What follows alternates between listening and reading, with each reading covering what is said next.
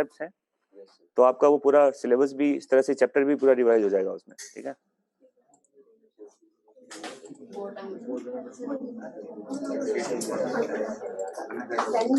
और ये पूरा जो लॉकडाउन का पीरियड था, इसमें मैंने यही किया, घर से बाहर जा नहीं सकते थे, तो बस वही क्वेश्चन में तैयार करता था। हाँ, क्वेश्चन लिखता था पहले, फिर एक क्वेश्चन लिखा, फिर उसको मिटाया, फिर से एक्सप्लेन किया उसको, तो वो काफी लंबा प्रोसेस था। मैंने कुछ एडिट नहीं किया है, वो मैंने बस क्वेश्चन वीडियो बनाया अपलोड कर दिया, वीडियो बनाया अपलोड कर दिया, बट वो धीरे धीरे अब काफी यूज में भी आ रहा है ना। अब कोई बच्चा सर ये चैप्टर नहीं हुआ, ये क्वेश्चन दे दो, ये लो, तो मेरा काम भी आसान हो गया, है ना। बाकी देखो गाइड इतने सारे हैं, इतने सारे मार्केट में बुक्स हैं मल्टीपल चॉइस के, किसी में 200 क्वेश्चन है, किसी में 400, किसी में 500 है, तो बल्क में प्रैक्टिस चाहिए, बट एक्चुअल क्वेश्चन जो कॉन्सेप्ट वाले क्वेश्चन बहुत कम होते हैं, और कोई भी क्वेश्चन मेरा कोई गाइडेड क्वेश्चन नहीं है, it's all my self prepared questions. आधे घंटे 1 घंटे सोचने के बाद 2 क्वेश्चन दिमाग में आया, क्योंकि समय मेरे पास बहुत था, प्लेंटी ऑफ टाइम, करते क्या, घर के बाहर निकल नहीं सकते थे आप, तो फिर मैंने चलो बच्चों का ही भला हो जाए, ठीक है। तो क्या पढ़ा रहे थे बताओ? जॉइंट्स बता रहे थे, ठीक। अब देखो यहाँ पर ये क्यों ओके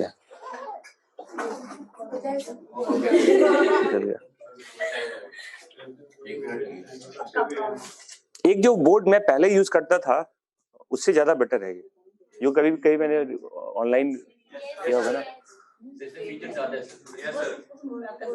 वो नीट प्रेप का वो था, प्लेटफॉर्म है, उस पे मेरे कई सारे वीडियोस हैं वहां पे।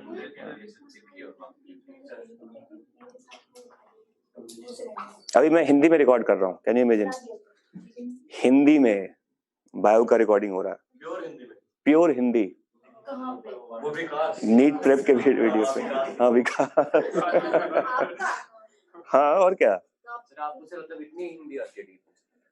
सीख देखो, आदमी चाहे तो सब कुछ सीख सकता है, तो हिंदी किताब आती है एनसीईआरटी में, वो पढ़ के फिर वो दिमाग में हिंदी का वर्ड आता है, फिर उसको एक्सप्लेन करते हैं, और क्या, धमनी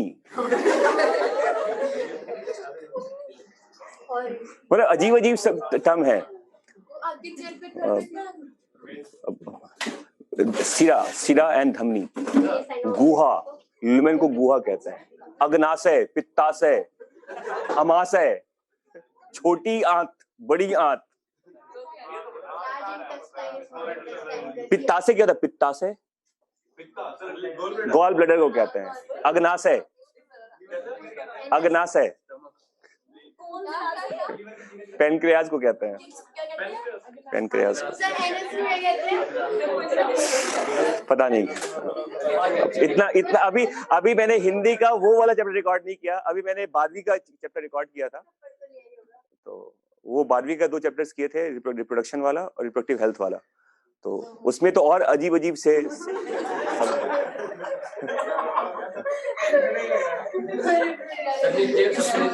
शुक्राणु, अंडाणु,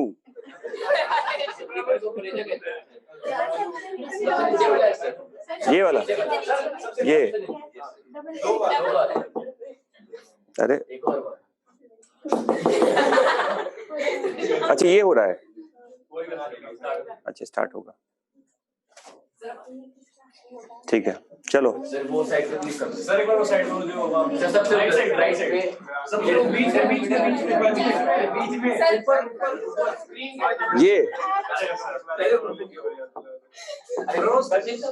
करके आ जाइए, ये क्या हो गया, क्रॉस कर पहले, बैकग्राउंड भी चेंज कर दिया, वहां पे वो कर सकते हैं, हो गया, यस सर,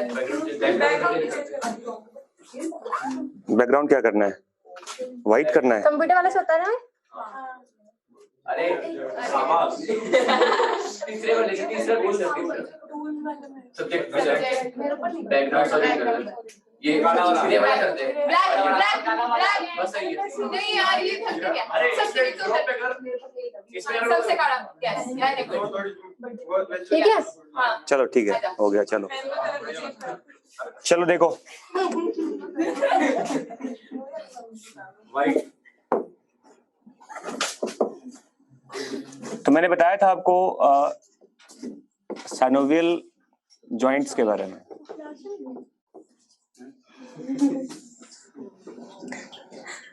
और इसमें जहां भी ये साइनोवियल फ्लूइड होता है, देखो, that joint contain synovial fluid, और इस फ्लूइड में देखो वाटर भी होता है, यहाँ पे सॉल्ट भी होता है, यहाँ पे न्यूट्रिएंट्स वगैरह भी होते हैं, और यहाँ पर मीको पॉलीसेकेराइड्स भी होते हैं।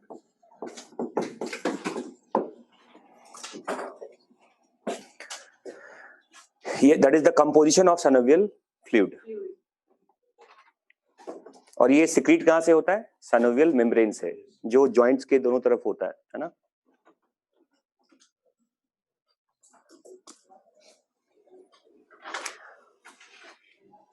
अब देखो ये जो जॉइंट्स है, ये किस एक्सिस में या कितने एक्सिस में ये रोटेशन प्रोवाइड करता है, उसके बेसिस पे, या जो टाइप्स ऑफ मूवमेंट है साइनोवियल जॉइंट्स का, उसके बेसिस पे ये कई तरह के होते हैं, है ना।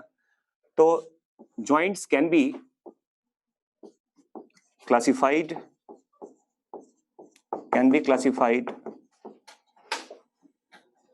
based on types of movement.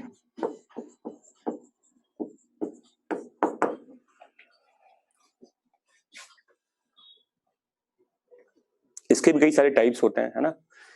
जैसे देखो, एक होता है gliding joint,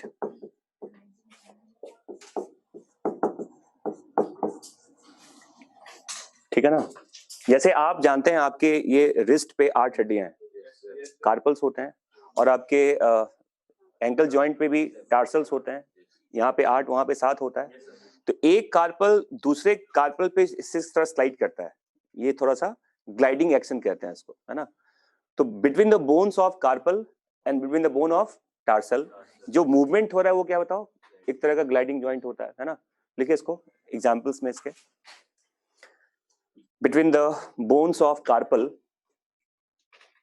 between the bones of carpal and between the bones of tarsal, tarsal के अपने बोन्स के, अब ये नहीं कार्पल टार्सल में हो जाएगा, कार्पल यहाँ टार्सल वहां है, तो कार्पल के अपने बोन्स और टार्सल के अपने बोन्स आपस में क्या करते हैं, एक दूसरे पर ग्लाइड करते हैं, समझ में आ गया। और देखो एक और टर्म है, बिटवीन द, देखो बढ़िया सा नाम है, जाइगोपोफाइसिस, बिटवीन द जाइगोपोफाइसिस ऑफ 2 वर्टिब्री। अब ये ऑल्दो ये जाइगोपोफाइसिस आप पढ़ चुके हैं पहले, ये नाम नहीं सुना आपने, बट ये मैं आपको बता चुका हूं ऑलरेडी। अब याद करो, there are articular surface, superior and inferior, उसी आर्टिकुलर सरफेस को क्या बोलते हैं बताओ, जाइगोपोफाइसिस भी कहा जाता है। सुपेरियर एंड इंफेरियर 2 वर्टिब्री के बीच में देखिए आप, आपके डायग्राम में बना हुआ होगा कि 4 आर्टिकुलर सरफेस था ना, 2 सुपेरियर और 2 इंफेरियर, उसी को क्या बोलते हैं बताओ, जाइगोपोफाइसिस भी कहा जाता है। तो 2 वर्टिब्री भी आपस में एक दूसरे पर ग्लाइड करते हैं, with the help of that zygapophysis, एक ऊपर वाले वर्टिब्री से और एक नीचे वाले वर्टिब्री से। 4 होते हैं ना ये, 2 सुपेरियर और 2 इंफेरियर होता है। क्योंकि देखो क्या होता है, एक वर्टिब्री मान लो ये वाला है, तो इसके ऊपर भी वर्टिब्री है और इसके नीचे भी वर्टिब्री होता है, तो जो यहां पे होगा वो सुपेरियर होगा और जो नीचे होगा वो इंफेरियर होता है। समझ में आ गया, 4 थे ना ये, superior and inferior articular surface, समझ में आ गया। तो देखो आपके वर्टिब्री के बीच में कौन कौन से जॉइंट्स हैं, ये देखिए, एक तो आपका वहां पर कार्टिलेजिनस जॉइंट भी है इंटरवर्टिब्रल डिस्क के बीच में, और जाइगोपोफाइसिस के बीच में क्या बताओ, ग्लाइडिंग जॉइंट भी होता है। समझ में आ गया? और ऑल्दो कुछ समझ में ना आए कि ये जहां जहां जॉइंट्स कौन सा है, तो मोस्ट कॉमन जॉइंट आपके बॉडी का यही होता है। देख लो इसको, मोस्ट कॉमन जॉइंट कहते हैं। मोस्ट कॉमन साइनोवियल जॉइंट की बात करें अगर हम, तो most common synovial joint is are gliding joint only. ठीक है, और मेरे ख्याल से एनसीईआरटी में इसके बारे में कोई इंफॉर्मेशन शायद दिया है नहीं? ग्लाइडिंग के बारे में लिखा है कुछ? नहीं लिखा हुआ है? बिटवीन द कार्पल लिखा हुआ है, एक ही लिखा हुआ है, बिटवीन द कार्पल्स। तो कार्पल होगा तो टार्सल भी होगा, ठीक है ना? बाकी दो और भी एग्जांपल याद रखिएगा। जैगोपोफाइसिस लिखा हुआ है, देखो साफ साफ लिख रहा है, जैगोपोफाइसिस। इंग्लिश में बता दूं? मैंने क्या बताया कि our vertebra articulates with upper vertebrae and lower vertebrae with the help of superior and inferior zygapophysis respectively। ऊपर वाला सुपेरियर और नीचे वाला इंफीरियर होता है। लिख लो, लिखो लिखो, superior and inferior zygapophysis, superior and inferior zygapophysis articulates with upper and lower vertebrae respectively। lower vertebrae respectively।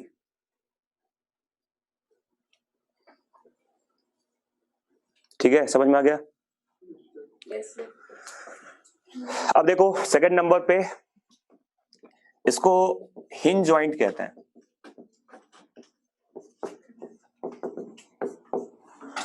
Hinge या इसको गिंगाइलमी कहते हैं, गिंगाइलमी, हिंज। इसका दूसरा नाम गिंगाइलमी भी होता है। जैसे दरवाजे का खुलना होता है, उंगली का ऐसे से होना होता है ना? ये देखो, ये ऐसे से हो रहा है, सिंगल डायरेक्शन मूव कर रहा है, दे दाता के राम। ये देखो, ये भी ऐसे ही होता है, ये ऐसे तब जाके जब टूट जाएगा। या फिर देखो ये नी यहाँ रुक गया ना, वन एक्सिस में मूव कर रहा है ये। तो जो सिंगल एक्सिस में रोटेशन आपका हो रहा है, इसी को क्या बोलते हैं? हिंज कहा जाए। ये दरवाजे का हैंडल होता है, ये वाला। गिलास तो दोनों खुल जाता है, उधर भी इधर भी वैसे भी हो जाता है, बट ये तो एक ही तरफ खुलेगा ना ये। तो इस तरह के जॉइंट को क्या बोलते हैं बताओ? हिंज जॉइंट कहते हैं। और ये इसके एग्जांपल 3 है फेलेंजेस के बीच में, इंटरफेलेंजियल जॉइंट्स कहते हैं, इंटरफेलेंजियल जॉइंट्स। दूसरा हो गया एल्बो और तीसरा हो गया नी। लिख लो, हिंज जॉइंट में लिखिए number A interphalangeal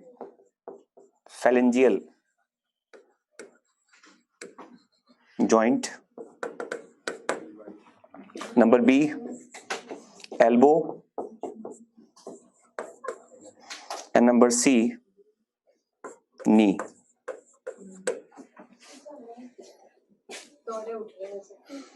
single direction में होता है ये। अब देखिए ये जो है कोई भी जॉइंट्स, ये देखो यहां से ऐसे जा रहा है, ये पीछे, यो तो थोड़ा सा फ्लेक्सिबल बोन है, तो ये यहां से ये पूरा ये पार्ट मूव करता है, बट यहां से इसको आप सोचिए पीछे कर दें तो ये पॉसिबल नहीं है, ये आगे जाता है केवल, ये पीछे की तरफ नहीं जाता ये।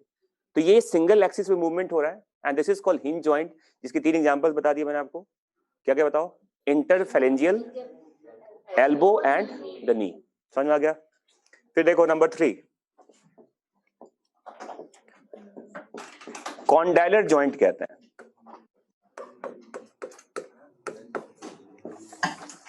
कॉन्डाइलर जॉइंट, कॉन्डाइल भी कहते हैं इसको। हाँ देखो उसमें 3 तरह का, देखो कितना बढ़िया चीज है ये, देखो ऐसे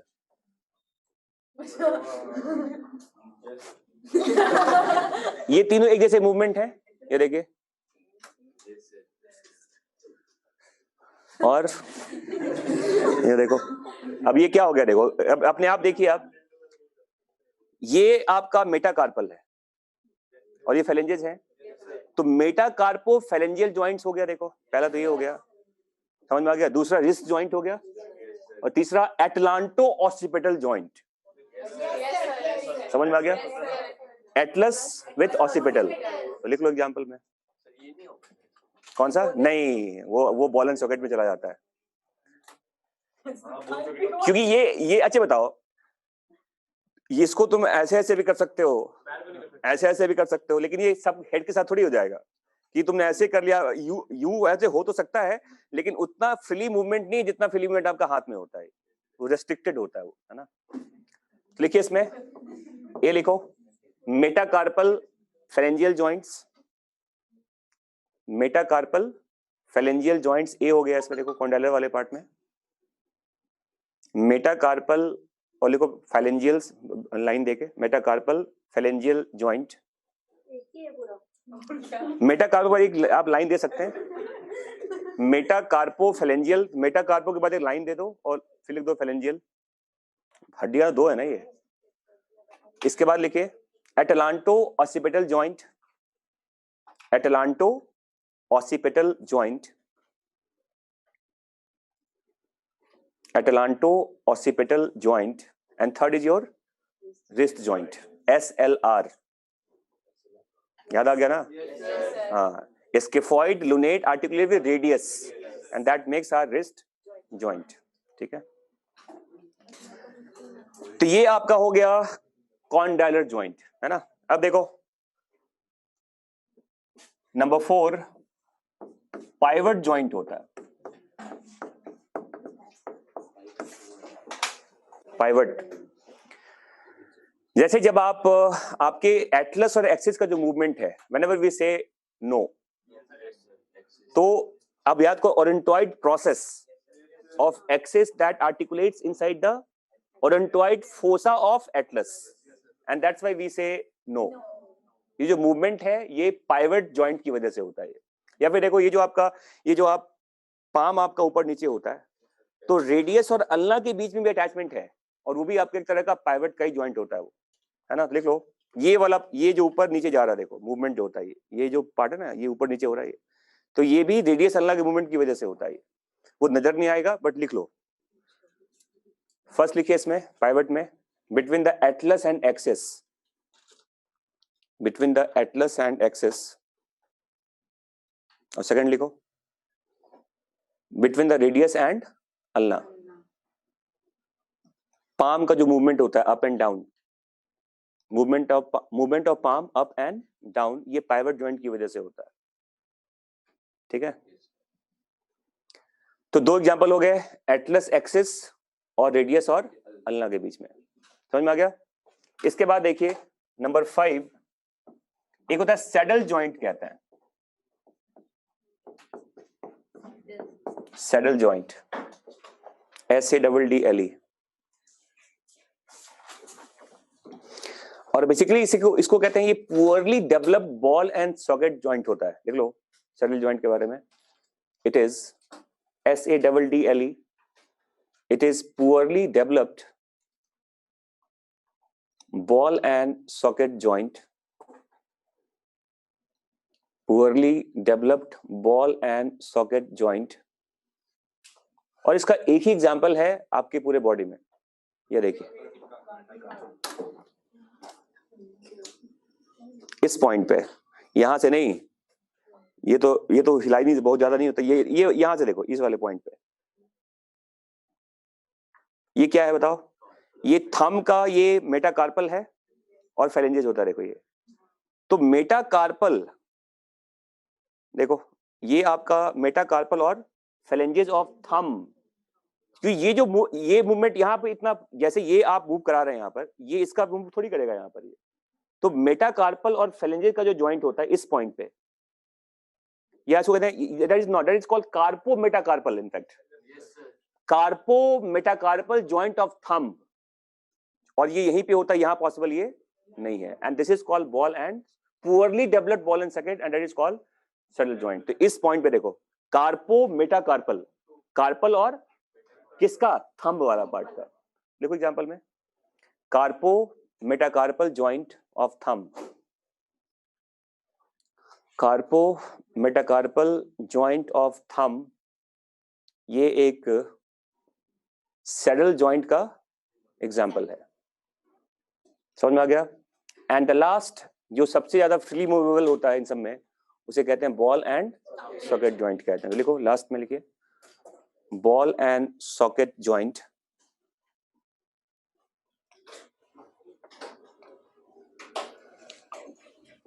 जो आपके शोल्डर और आपके हिप में होता है, shoulder joint and hip joint लिखिए। मतलब इधर भी होगा? देखो, नहीं, थंब केवल यही होता है ना, इसको थंब नहीं कहते ना, नीचे वाले उंगली को थंब थोड़ी कहता है। और एग्जाम्पल एक ही आता है, जो मूवमेंट आप यहाँ पे कर सकते हो, क्या मूवमेंट वहां पॉसिबल है क्या? ना, हो ही नहीं सकता ये। तो वो केवल कहते हैं carpo metacarpal joint of thumb is an example of poorly developed ball and socket and that is called saddle joint। समझ में आ गया? और बॉल एंड सॉकेट का एग्जाम्पल आपके बॉडी में वैसे तो जनरली दो ही बताया जाता है, एक शोल्डर में और एक आपके हिप जॉइंट में। Your head of humerus articulates inside the glenoid cavity of scapula, एक तो वो एग्जाम्पल है। और दूसरा, head of femur articulates in the acetabulum of pelvis या पेल्विक गडल, वो दूसरा एग्जाम्पल है इसका। और ये आप किसी भी डायरेक्शन में इसको 3D IKJ हर तरफ से इसको मूव करा सकते हैं। तो ये जो 3 डायमेंशनल मूवमेंट है, ये वही होगा जहां पे बॉल एंड सॉकेट होता है। दो ही एग्जाम्पल हैं, shoulder joint and shoulder joint में क्या आ गया, head of femur articulates in the glenoid cavity of scapula, लिख लो शोल्डर वाले पार्ट में। शोल्डर जॉइंट में लिखे head of humerus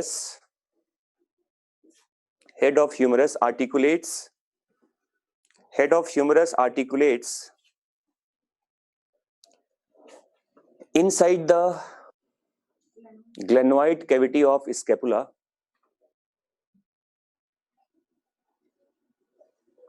ठीक है? और हिप जॉइंट समझ में आ गया आपको कि हेड ऑफ फीमर आर्टिकुलेट्स, हाँ जी, inside the acetabulum of coxal bone, है ना? लिख लो, head of femur articulates in the acetabulum of coxal bone. एक डायग्राम में एक चीज जो बनाया था आपने पेल्विक गडल का, उसमें एक चीज जो मिसिंग था वो ऐड कर लीजिएगा कि आपने जो नीचे बनाया था इस्कियम का, ये बनाया था ऐसे, देखो इस्कियम बोन नीचे की तरफ पेल्विक गडल में। तो ये जो बीच में ये जो बनता है ना, कैविटी बनता है, देखो इस कैविटी को कहते हैं ऑब्चुलेटर फोरामेन कहते हैं इसको, ये ऐड कर लीजिएगा। हाँ जी, ऑब्चुलेटर फोरामेन कहते हैं इसको।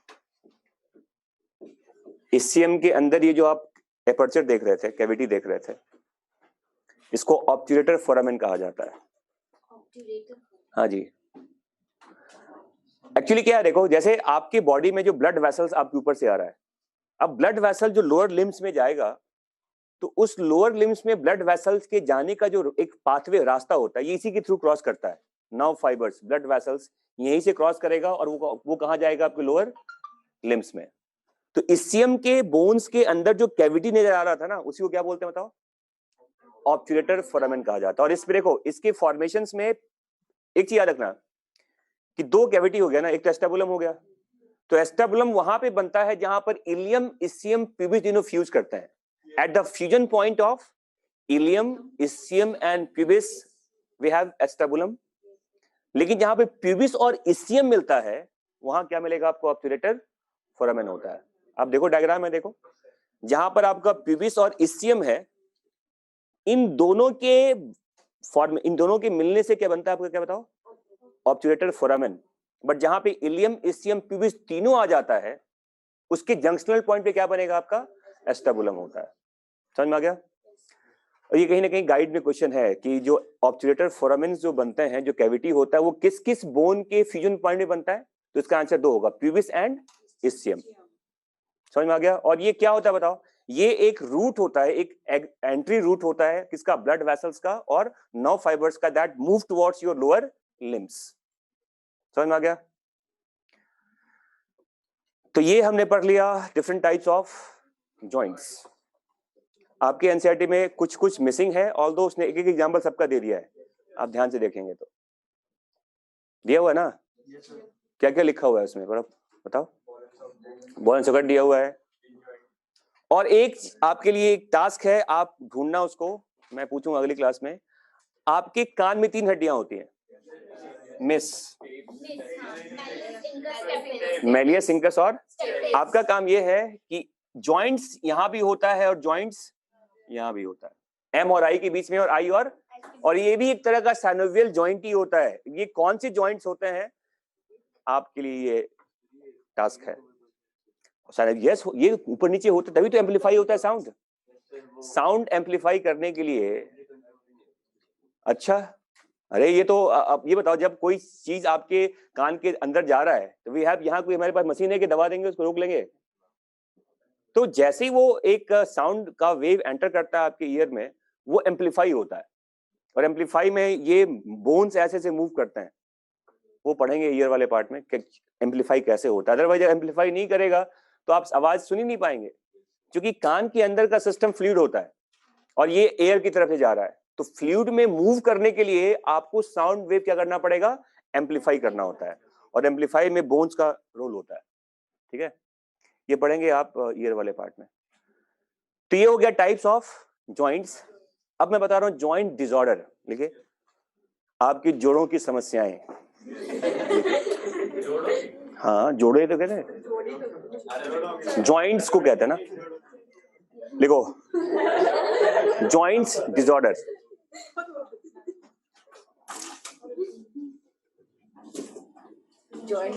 हाँ जी,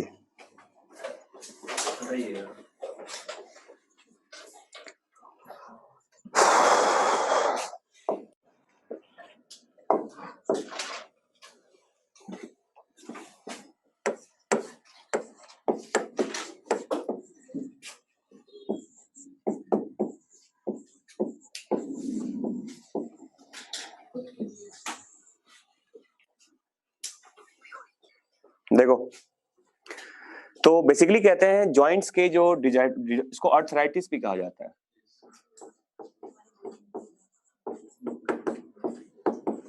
आर्थराइटिस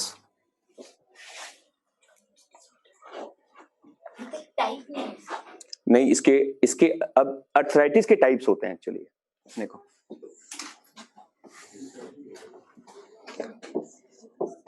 वन इज कॉल्ड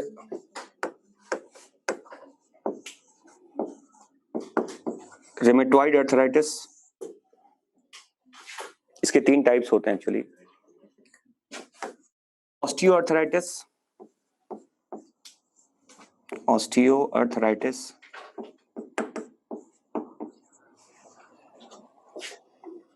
ठीक है, और एक होता है गाउटी आर्थराइटिस।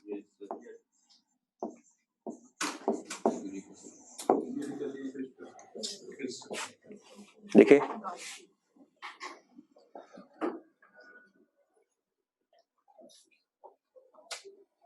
गाउटी आर्थराइटिस, ठीक है।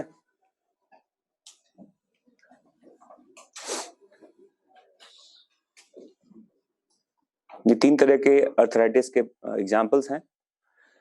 अब रेमेटॉइड आर्थराइटिस, इसको एक तरह का ऑटो इम्यून इन्फ्लामेटरी डिसऑर्डर कहता है इसको।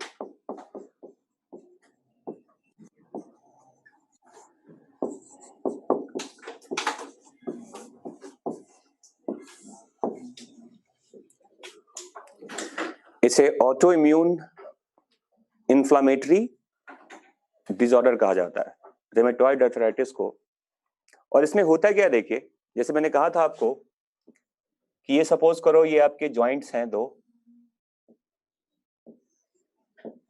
ठीक है, और यहाँ पे साइनोवियल मेम्ब्रेन है ये।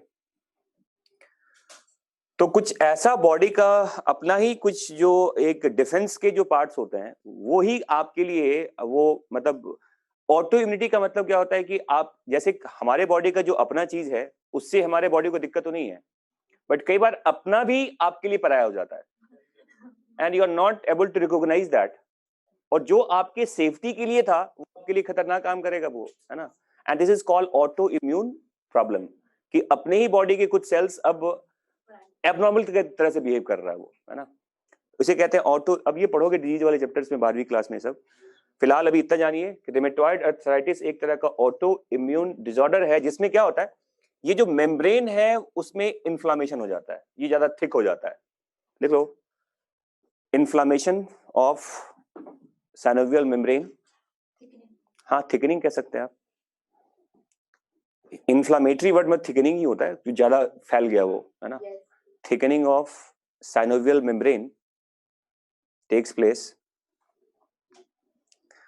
और अगर ये थिकन होगा तो इससे फ्लूइड का अमाउंट भी ज्यादा सिक्रीट होता है। लिख लो, release of more amount of synovial fluid results in release of more amount of synovial fluid.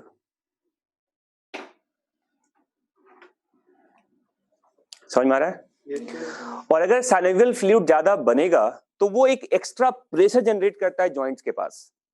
Fluid ज्यादा एक्यूमुलेट हो गया ना, तो जॉइंट्स पे क्या होगा, एक ज्यादा प्रेशर जनरेट होगा और वो पेनफुल होता है फिर, है ना। लिखे,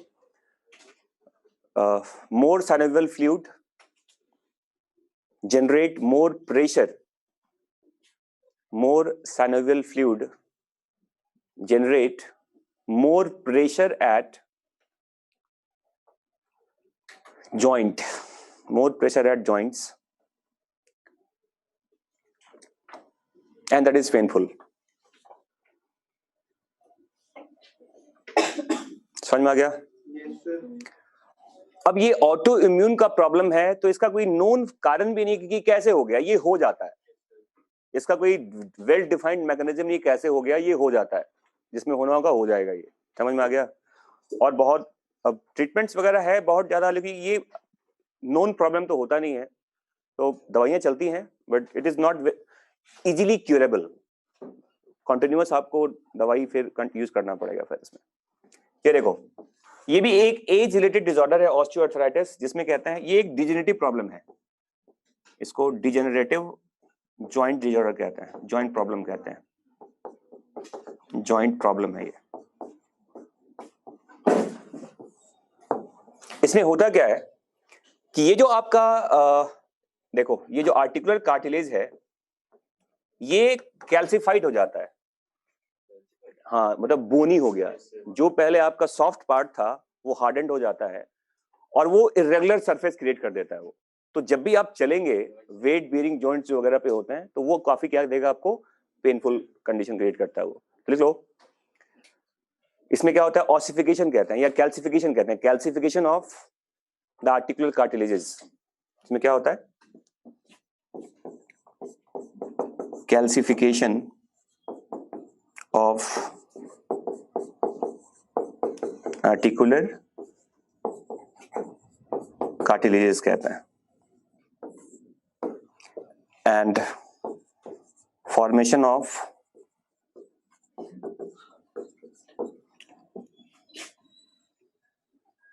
इरेगुलर सरफेस कहते हैं, irregular surface at the end of long bones. Surface irregular हो गया, वो हार्डेंड हो गया, कुशन खत्म हो गया उसका, तो सीधा बोन से बोन फिर फ्रिक्शन करना स्टार्ट करता है। और ये खासकर जैसे फीमेल्स वगैरह में कहते हैं ऑस्टियोआर्थराइटिस ज्यादा कॉमन है, हार्मोनल इंबैलेंस की वजह से भी होता है ये। जैसे कहा जाता है कि after menopausal stage, menstrual cycle and होने के बाद हार्मोनल इंबैलेंस फीमेल से ज्यादा होता है। और हार्मोनल इंबैलेंस की वजह से, अब देखो एक्चुअली होता क्या है कि इफ अ फीमेल, और वेट गेन वगैरह का प्रॉब्लम भी अपियर होता है मेनोपॉजल स्टेज के बाद, वेट गेन होता है। वेट गेन हो गया तो ऑब्वियसली बात है कि वो बोन्स को ज्यादा, और जैसे खड़े होंगे आप ज्यादा वो प्रेशर पड़ता है उसके ऊपर, और पहले से आपका वो छिला हुआ होता है वहां पर, तो आजकल तो वो कटोरी बदल देते हैं, कटोरी कहते हैं। नी रिप्लेसमेंट होता है कि ये यहाँ से पूरा पार्ट काट के एक नया आर्टिफिशियल वो नी रिप्लेस कर दिया जाता है। और ये बहुत कॉमन सा एक प्रैक्टिस है आजकल ओल्ड एज में, खासकर फीमेल्स में ये ज्यादा प्रॉब्लम क्रिएट होता है ना। क्योंकि ओबेसिटी का प्रॉब्लम भी फीमेल में ज्यादा कॉमन है आफ्टर द मेनोपॉजल स्टेज। तो ऑस्टियोआर्थराइटिस ये हार्मोनल इम्बैलेंस की वजह से भी होता है, और खासकर ये भी देखो जरूरी होता है। ये कहा जाता है 35 ईयर्स के बाद फीमेल्स को कैल्शियम की ज्यादा जरूरत है, क्योंकि बोन का वीकनेस वगैरह स्टार्ट हो जाता है, कैल्शियम मेटाबॉलिज्म बहुत ज्यादा डिस्टर्ब होगा। तो 35 ईयर्स के बाद वैसे भी कहा जाता है कैल्शियम के टेबलेट्स या फिर मिल्क का regular intake. Milk is a very easiest source of protein, calcium in fact calcium का सबसे बढ़िया सोर्स है मिल्क, और फीमेल्स में कैल्शियम का इंटेक प्रॉपर होना चाहिए। और 35 ईयर के बाद मिल्क का इंटेक ज्यादा जरूरी है। इनफैक्ट फीमेल हॉर्लिक्स आता है, have you heard of male Horlicks? Male Horlicks भी आता है। अब मेल हॉर्लिक्स में हो सकता है कि क्रिएटिन वगैरह ज्यादा मिला दिया जाए, वो मसल्स बिल्डअप के लिए हो सकता है ना। हाँ, वो एंड्योरेंस मतलब वो एनर्जी के लिए that can be used, but female Horlicks जरूरी है, उसमें कैल्शियम का पार्ट ज्यादा होता है। तो calcium metabolism is very much important in females, और खासकर मेनोपॉजल स्टेज के बाद ये ज्यादा डिस्टर्ब क्रिएट करता है फिर ये। तो ये हार्मोनल इम्बैलेंस की वजह से भी होता है ये, एंड ये ज्यादा कॉमन है फीमेल्स में इन रिस्पेक्ट टू मेल। समझ में आ गया? इसके बाद देखो, gouty arthritis is due to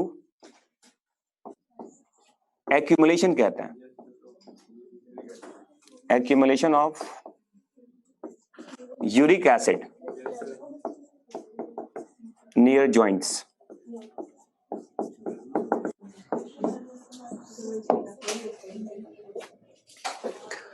और याद रखिएगा कि मटन, चाय, कॉफी, ये लोग जो कंज्यूम करते हैं, चाय पीने से, ज्यादा पीने से, कॉफी ज्यादा पीने से और मटन ज्यादा इंटेक करने से यूरिक एसिड का लेवल बॉडी में क्या होता है, इंक्रीज करता है।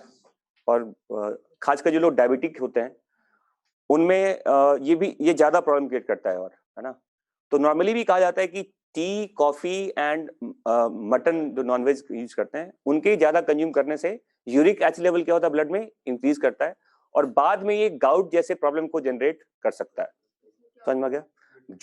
देखो, कोई भी जॉइंट प्रॉब्लम, जॉइंट्स का ही दर्द है ना, पेनफुल होगा वो। आप बैठे भी रहेंगे, लगेगा कुछ वहां पे अजीब सा एक्टिविटी हो रहा है।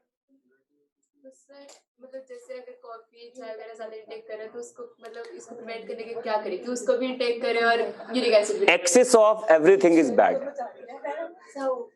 You have to take everything in balance. तो आप अब देखो, चाय कॉफी कोई ऐसा तो नहीं है कि वो बिल्कुल एक उसके बिना लाइफ आपकी चलेगी नहीं। ये तो एक इंडियन ट्रेडिशन है कि गेस्ट आ गए चाय पिला दो, कॉफी पिला दो। पता नहीं लोगों में क्या है कि ये चलो चाय पी लेते हैं। Yes, it is a kind of mild refreshment, mild stimulant कहा जाता है इसको, जो ब्रेन को थोड़ा सा रिलैक्स करता है। रिलैक्स नहीं करता, थोड़ा आपको एक्टिवेट करता है ना। हाँ, बट ये एक तरह का साइकोलॉजिकल भी हो जाता है कि अगर मैं चाय नहीं पीऊंगा मैं बेहोश हो जाऊंगा। It's kind psychological problem. तो ऐसा कुछ नहीं है। और मैंने कहा कि जो हमारा जो चाय और कॉफी पीने का तरीका भी होता है वो भी बहुत ज्यादा मैटर करता है कि आप कितना ज्यादा कैफीन अपनी बॉडी में इंट्रोड्यूस करा रहे हैं। Whenever we talk about the liquor tea, देखो मैं बता देता हूं आपको, चाय का जो प्रॉपर एक स्टाइल होता है पीने का जो आपके लिए हार्मफुल नहीं है। चाय is very good anti cancerous. देखो, हर चीज के फायदे हैं और नुकसान भी हैं। तो T, coffee is very good for your brain. Brain के लिए, एक्टिविटी के लिए कॉफी काफी अच्छा होता है। कोकोआ वगैरह जो जानते हैं आप, तो चॉकलेट्स वगैरह जो आते हैं, प्योर चॉकलेट जो होता है, that is very good for your brain. But उसका ज्यादा इंटेक करेंगे आप तो फिर दांत खराब हो जाएगा, है ना। चाय और कॉफी, देखो चाय का तरीका, आप किसी भी अच्छे होटल्स में जाएंगे तो वो चाय का एज सच वो पूरा ट्रे देता है जिसमें लिकर होता है, मिल्क होता है ना, और चाय के वो क्यूब्स होते हैं चीनी के, है ना। वो बना के नहीं, खौला के दे रहे हैं आपको ऐसे करके वो। तो याद रखिएगा, जैसे आपने लिकर बनाकर या चाय पत्ती डाला अपने पानी में, ऐसे ही बनता है ना। अब पानी खौल रहा है ऐसे, फिर दूध डालते हैं उसमें, आप फिर खौलाते हैं, आप ऐसे करते रहते हैं जब तक वो काढ़ा नहीं बन जाता, उसको खौलाते रहते हैं। जैसे ही आपने दूध डाला उसमें और फिर उसको बॉईल कर रहे हैं आप, caffeine become more toxic. But ये एक हैबिट बन चुका है, अगर आपको ऐसे ही मिला के दे दे तो आपको अच्छा नहीं लगेगा। होटल्स के जो चाय होते हैं और जिनको वो खौला के पीने वाली आदत है, उनको कोई फर्क नहीं पड़ेगा क्या पिला दिया ये, उनको वही काढ़े वाली चाय चाहिए। और 90% लोगों की ऐसी हैबिट है। यस, जितेंद्र सर नहीं पीते, उन्होंने 61 करवा दी। नहीं मैं तो पीता हूँ, आप पीते हो? अभी भी आ जाएगा, थोड़ी देर में आ जाएगा, देखना। सर आपको कौन सी आदत है सर? मैं देखो 7th 8th क्लास से चाय पी रहा हूँ, वही काढ़ा पीता हूँ। नुकसान देती है। और अगर मैं एक कप मुझे काढ़ा ना मिले सुबह, तो मुझे लगेगा मैं पूरे दिन ऐसे घूमता रहूंगा। I am totally in that addiction of T. Navneet sir को भी चाय पीने का उन्हें बहुत कुछ भी नहीं नवनीत सर को थोड़ा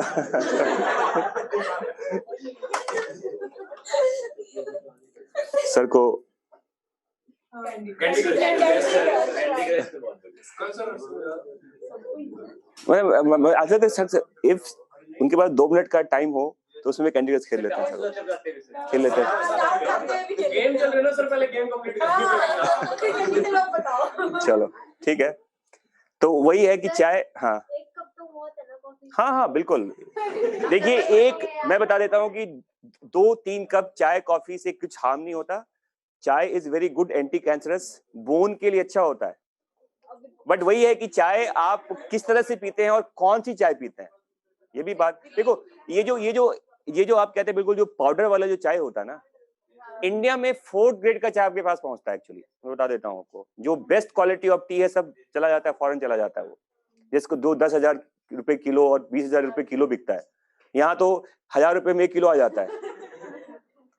तो वो तो ग्रेडिंग है ना, चाय का जो बिल्कुल बेकार का क्वालिटी होता है वो इंडिया रह जाता है, और बाकी सब थोड़ा थोड़ा लीफ मिला के इंडिया में बेचते हैं। अच्छी क्वालिटी की लीफ तो सब बाहर चली जाती है, जिसका कॉस्टिंग बहुत ज्यादा होता है, और वो हमारे लिए ठीक भी है। बट ये जो पाउडर जो गंदगी वाला चाय पीते हैं ना, ये कहीं ना कहीं कैफीन का अमाउंट ज्यादा होता है उसके अंदर, और वो बाद में आपको डिस्टर्ब कर सकता है। देखो चाय ज्यादा पीने से, एंड रिमेंबर चाय अगर आप पी रहे हैं आप कॉन्टिन्यूसली, तो try to take a glass of water before having tea. पेट में थोड़ा पानी डालिए, क्योंकि एसिडिटी क्रिएट करता है एक्चुअली, और एसिड को पहले से आप डाइल्यूट कर लो। अगर आप तो चाय पीने के पहले बिस्किट खा लीजिए, पानी पी लीजिए, तो चाय उतना आपको हार्म नहीं करेगा। बट अगर खाली पेट चाय पी रहे हैं, it will create acidity, gastric ulcer. Even अगर लंबे समय तक यही करते रहे आप, तो स्टमक में कैंसर हो जाएगा, चाय पीते पीते हैप्पी बर्थडे हो जाएगा। अल्सरेशन कहते हैं, अल्सरेशन छिल जाएगा ना, म्यूकोसा छिल जाता है आपका, और वो घाव बनने लगते हैं फिर। बिल्कुल सब अच्छा होता है। चलो महंगी वाली चाय पीनी चाहिए सर आपके लिए? बेटा बिल्कुल पीनी चाहिए महंगी वाली चाय, लेकिन वो है कि अब वो चाय पीने के लिए हम बैंक रॉबरी तो नहीं करेंगे, और बैंक में पैसा लूटने जाने के चाय पीना है मुझे।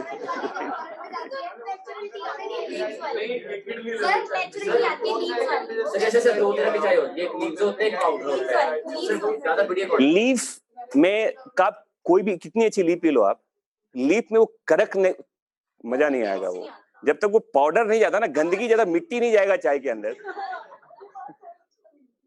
तो लोग क्या करते हैं उस गोल वाले दाने में लीफ मिलाते हैं सर। और एक लीफ मिला हुआ चाय भी आता है, जो देखे टाटा गोल्ड वगैरह जो आता है। चलो ठीक है, अब मैं ज्यादा मैंने रिसर्च नहीं किया उसके ऊपर लीफ। चलिए, तो ये हो गया जॉइंट्स का प्रॉब्लम, समझ में आ गया। इसके बाद लिखो मसल्स की कुछ प्रॉब्लम्स हैं, मसल डिसऑर्डर लिखो, मसल डिसऑर्डर। ये एनसीईआरटी में भी लिखा हुआ है, देखिए मसल डिसऑर्डर कहते हैं। देखिए इसमें नंबर 1 है, देखो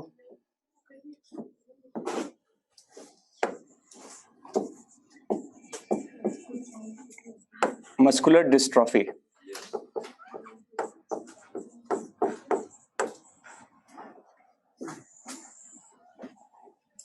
एक्चुअली एक प्रोटीन डिस्ट्रोफिन कहा जाता है। देखो a protein called dystrophin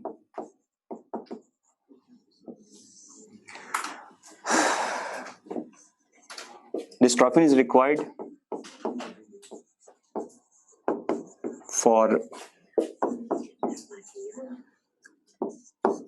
skeletal muscle activity.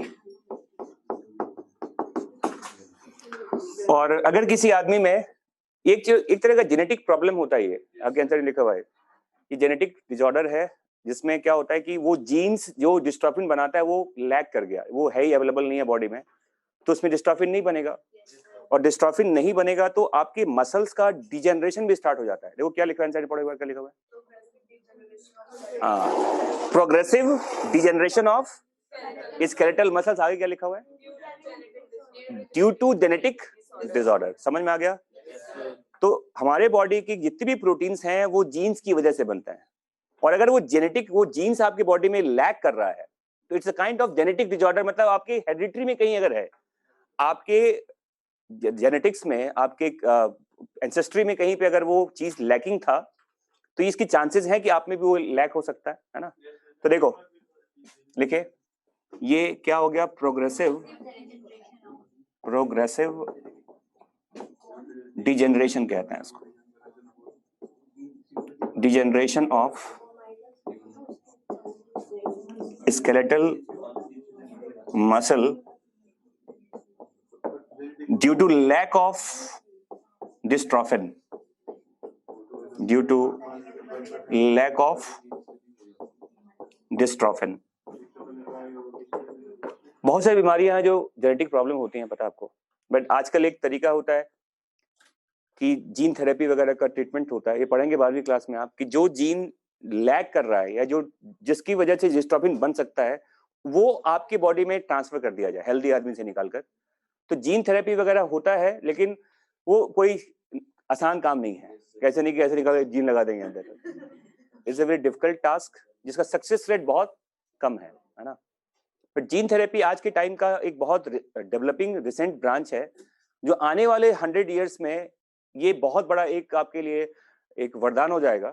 क्योंकि जो भी प्रॉब्लम है, जो जेनेटिक प्रॉब्लम्स हैं, चाहे वो अल्जाइमर का प्रॉब्लम हो, सिजोफ्रेनिया का प्रॉब्लम हो, इन सभी प्रॉब्लम को जीन थेरेपी से करेक्ट किया जा सकता है। और ये 2% 3% सक्सेस रेट है अभी, बट आने वाले समय में ये नया बिल्कुल, ये जैसे कहते हैं न्यूरो सर्जरी वगैरह का जो पार्ट में बताया था आपको, न्यूरल स्टेम सेल्स पे आजकल दुनिया में न्यूरल स्टेम सेल्स पे बहुत ज्यादा काम चल रहा है, क्योंकि ब्रेन का जो 95% सेल्स है वो इनएक्टिव फॉर्म में रहता है, वो काम ही नहीं कर रहा है, उसमें डिजनरेशन नहीं होता, उसमें माइटोसिस रुका हुआ रहता है।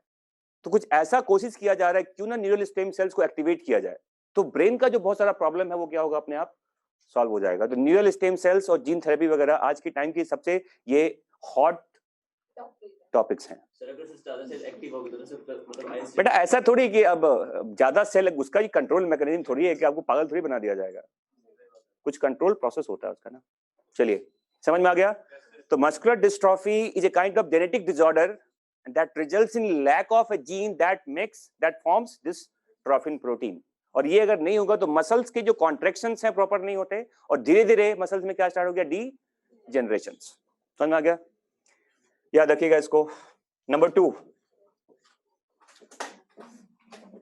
माइस्थेनिया ग्रेविस लिखो, माइस्थेनिया ग्रेविस। किसके? हाँ ऐसे टेबलेट, पेट खराब हुआ है क्या इसमें? अरे बहुत ही सब खतरनाक प्रॉब्लम है ना, और धीरे धीरे आदमी का इसमें मसल्स ही पूरा और डेथ भी होता है। ऐसा नहीं कि ये बहुत नॉर्मल सा चीज है। हाँ ऑब्वियस सी बात है, बहुत सारी सी बीमारियां हैं जिसमें धीरे धीरे आप बेड रिडन हो जाते हैं, मूवमेंट बंद हो जाता है, और उसके बाद डेथ भी होता है फिर, है ना। चलिए अब देखो यहाँ पर माइस्थेनिया ग्रेविस, ये भी एक तरह का ऑटो इम्यून डिसऑर्डर है। देखिए myasthenia gravis is a kind of what, autoimmune disorder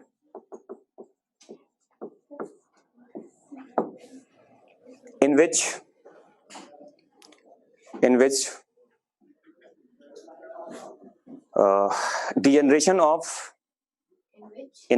degeneration of receptors takes place, degeneration of receptors takes place at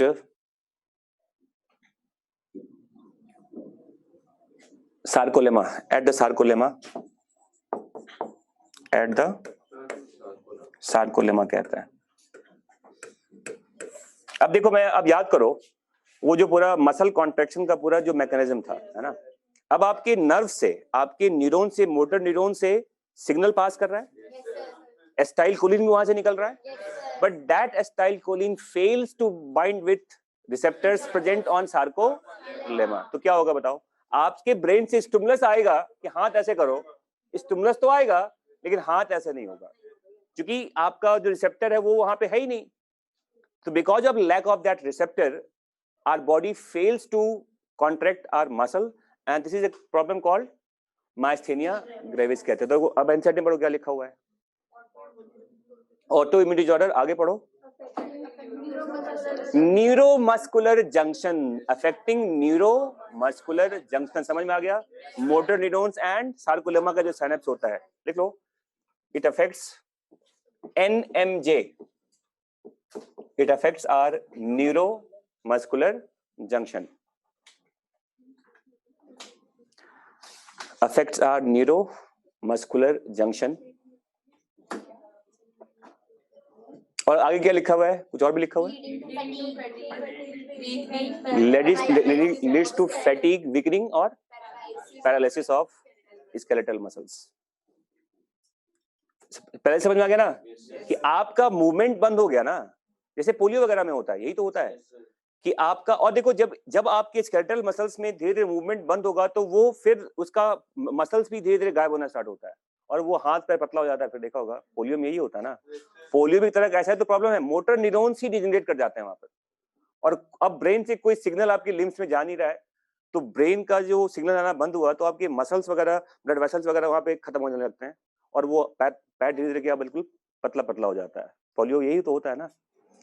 तो ये भी एक तरह का ऑटो इम्यून प्रॉब्लम है और ये भी डेडली होता है। अभी मैंने किसी बच्चे का देखा था कि वो, उसको माइस्थेनिया ग्रेविस का प्रॉब्लम था, डॉक्टर ने कहा कि नॉट मोर देन 3 और 4 इयर्स, इसकी मैक्सिमम लाइफ इतनी ही है, क्योंकि स्केलेटल मसल्स का डिजनरेशन धीरे धीरे बंद हुआ तो एक समय आप बिल्कुल, आपकी बॉडी की पूरी एक्टिविटी बंद हो जाती है and that results in death. समझ में आ गया? नहीं, उसको ये नहीं है, उसको कुछ और है शायद, नहीं उसको कुछ और प्रॉब्लम है। अब देखो, अब अमिताभ बच्चन ने कुछ भी हो सकता है, उसको लीव इट। और उसको तो पेट खराब भी हो गया तो हाईलाइट हो जाएगा वो। ही इज एडमिटेड इन, कौन सा हॉस्पिटल वहां पर, सभी वहीं पहुंचते हैं। मुंबई में किसी भी बड़े एक्टर को और बड़े सेलिब्रिटी को कुछ होता है तो वहीं पहुंचते हैं वो, एक ही हॉस्पिटल तो है वहां पे। हाँ, एक अच्छा सा नाम है हॉस्पिटल का। चलिए कोई बात नहीं। जैसे अभी उनको कोरोना हुआ, उनकी पूरी फैमिली को कोरोना हुआ, तो एक पूरा न्यूज बना और यहाँ लाखों लोग निपट गए। कितनों को तो हॉस्पिटल से गायब करा दिया गया। जैसे स्टार्ट में तो यही होता था कि 100 लोग मर रहे हैं तो परिवार को पता नहीं है, बॉडी क्रीमेट कर दिया गया। तो स्टार्ट का तो कहानी बड़ा भयानक था, और खासकर दिल्ली मुंबई वगैरह में जानते हैं बहुत कुछ हुआ। चलिए, आप लोगों को वैक्सीन मिल गया? जो इसके आप क्यू में है अभी?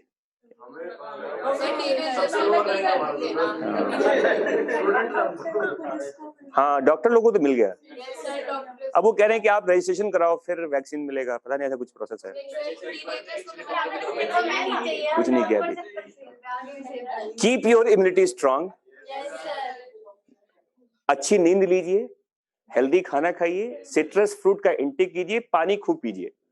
अगर आपको अब फिट रहना है और ये वायरस से बचना है तो सबसे बेस्ट तरीका है, अब देखो बोलो सर ये कर लो वो कर लो, मैं वही बता रहा हूँ जो एंटीवायरस प्रोसेस होता है। Your sleeping pattern, sound sleep is very good for your immunity, और रात की नींद होनी चाहिए। दिन में सोने से बीमार हो जाएंगे आप। रात में 8-9 घंटे की नींद आपके लिए बहुत ज्यादा यूजफुल है। इससे आपका ब्रेन फ्रेश रहता है, आपका इम्यूनिटी स्ट्रांग रहता है, आपका मेमोरी शार्प होता है, हर एंगल से बढ़िया है वो। तो रात की नींद, पानी का इंटेक प्रॉपर कीजिए, खूब पानी पीजिए, वायरस के लिए ठीक नहीं होता वो, और सिट्रस फ्रूट का intake, and that is not unseasonal fruit.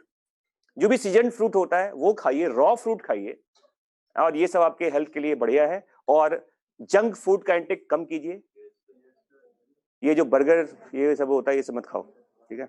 चलिए, तो ये हो गया मस्कुलर डिस्ट्रॉफी, ये हो गया माइस्थेनिया ग्रेविस। थर्ड तो मेरे ख्याल से आपकी बुक में मैंने समझा दिया, टिटेनी दिया हुआ ना। ये क्या हुआ है इसके बारे में बता चुका हूं आपको।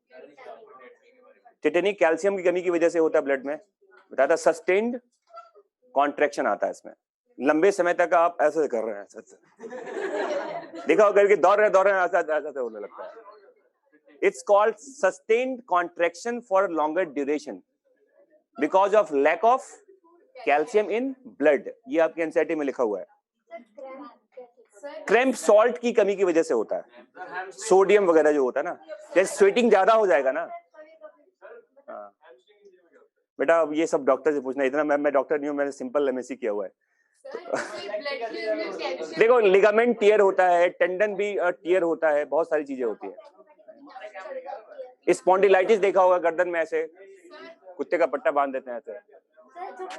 कभी-कभी पैर एकदम से चढ़ जाता है, पैर ऊपर। हाँ, उंगली के ऊपर उंगली चढ़ जाता है ऐसे।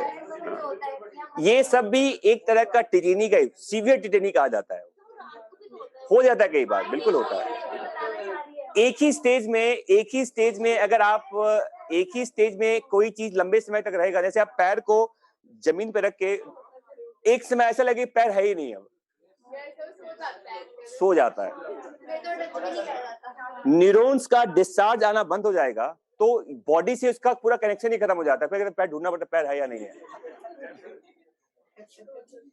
बहुत सारे इवेंट्स हैं, कुछ का साइंटिफिक रीजन है, सबके साइंटिफिक रीजन भी नहीं है। वैसे कैल्शियम की कमी तो होनी नहीं चाहिए ब्लड में, क्योंकि जब अब देखो, अब वही तो मैं कह रहा हूँ कि बार बार आप बहुत फास्ट एक्शन कर रहे हैं, तो कैल्शियम रिसाइकलिंग भी तो होना चाहिए ना। जैसे कैल्शियम तो होता है तो बोन से फिर टूट जाता है, तो अच्छा बताओ, क्या बोन्स में क्या रिजर्व बैंक है क्या वहां पर कि निकलता रहेगा कैल्शियम? बोन के अंदर भी तो रिसाइकलिंग होता है ना।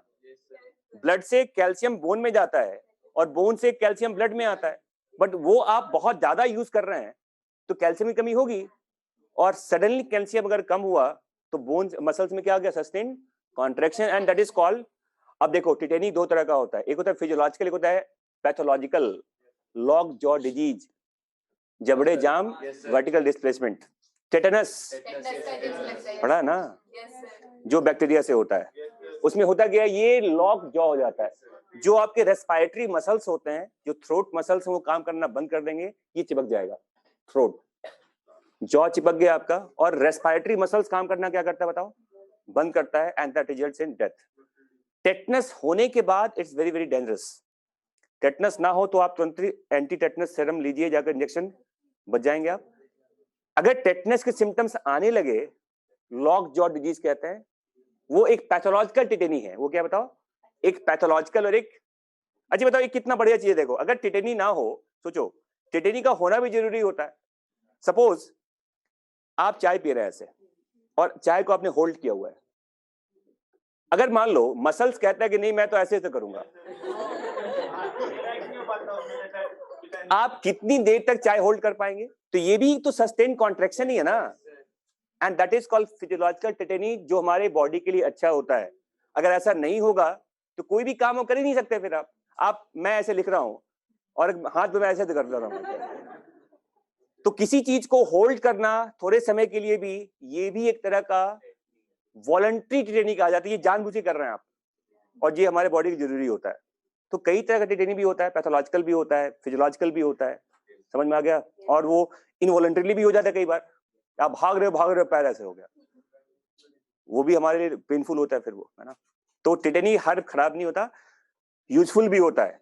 Holding of anything for a brief time period is a kind of tetany only, समझ में आ गया। तो बस, और ऑस्टियोआर्थराइटिस लिखा हुआ है, देखो ये तो बता ही दिया था आपको क्या होता है। ये क्या लिखा हुआ, पढ़ो उसके बारे में। अच्छा, ऑस्टियोपोरोसिस बता देता हूं रुको पहले। ऑस्टियोपोरोसिस कहते हैं।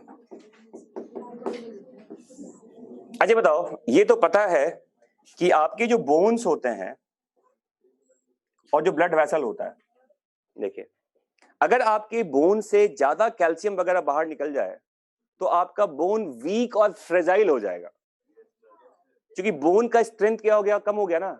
कैल्शियम की वजह से बोन में स्ट्रेंथ आता है आपका, और कैल्शियम की कमी हो गई, bones become weak and fragile, and that is called osteoporosis कहा जाता है इसको। और ये भी न्यूट्रिशनल डेफिशिएंसी है, और ये भी हार्मोनल इम्बैलेंस की वजह से होता है। अब पढ़ो एनसीईआरटी में क्या लिखा हुआ है, एज रिलेटेड डिसऑर्डर। हाँ आगे,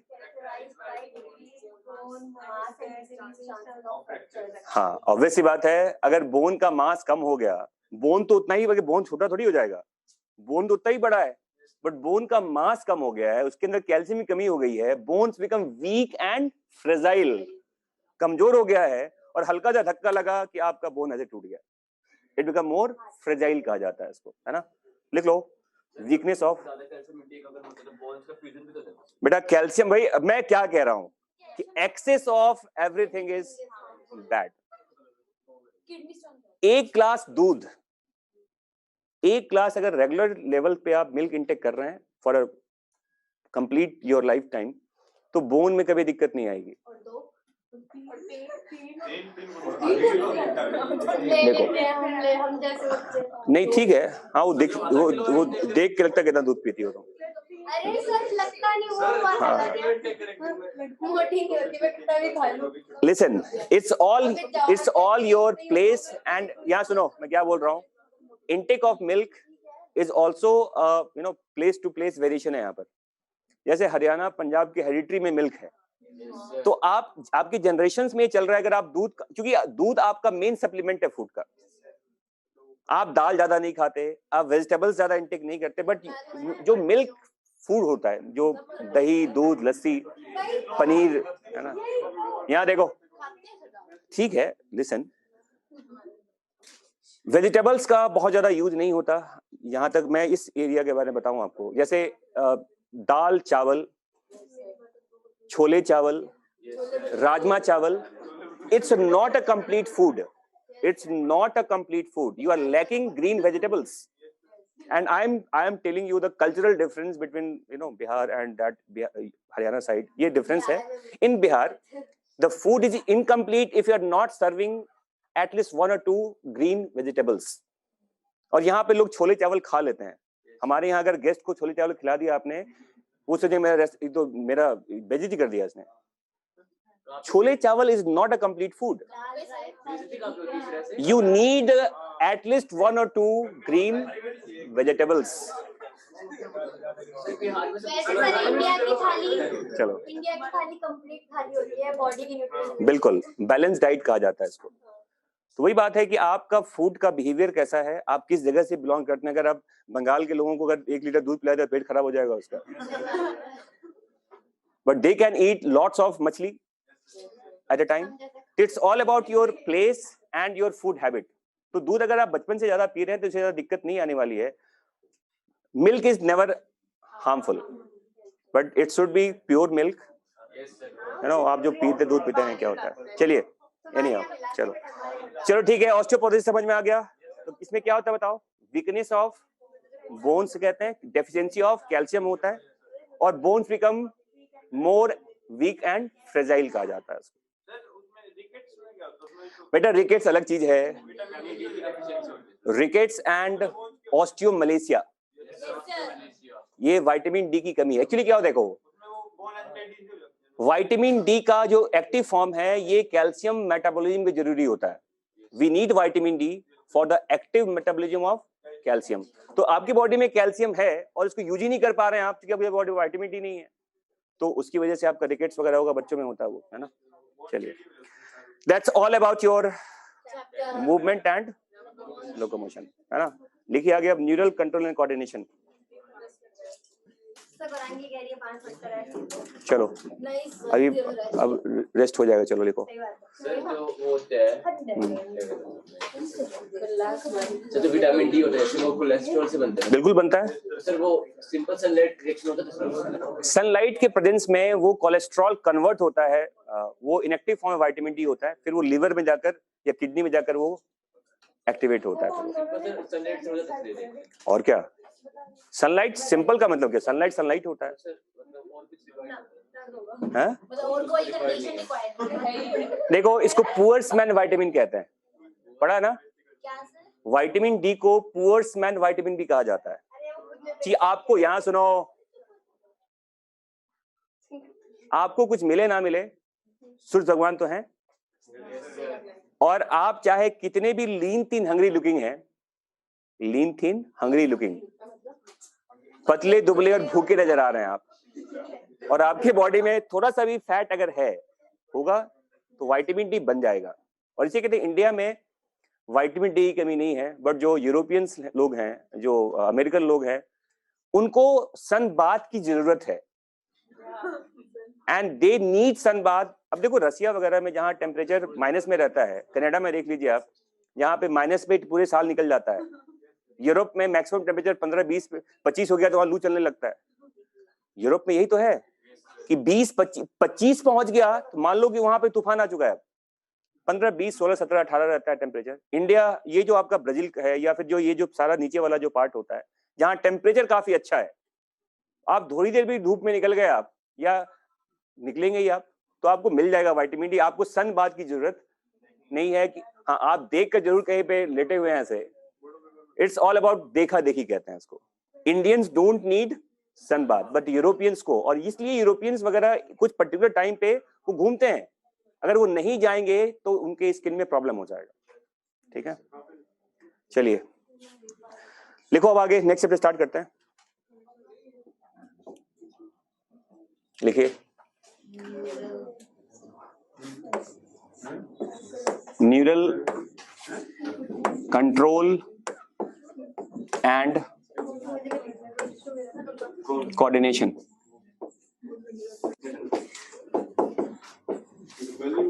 चलो यहां देखो, बात बंद करो, यहां देखो, लिखिए।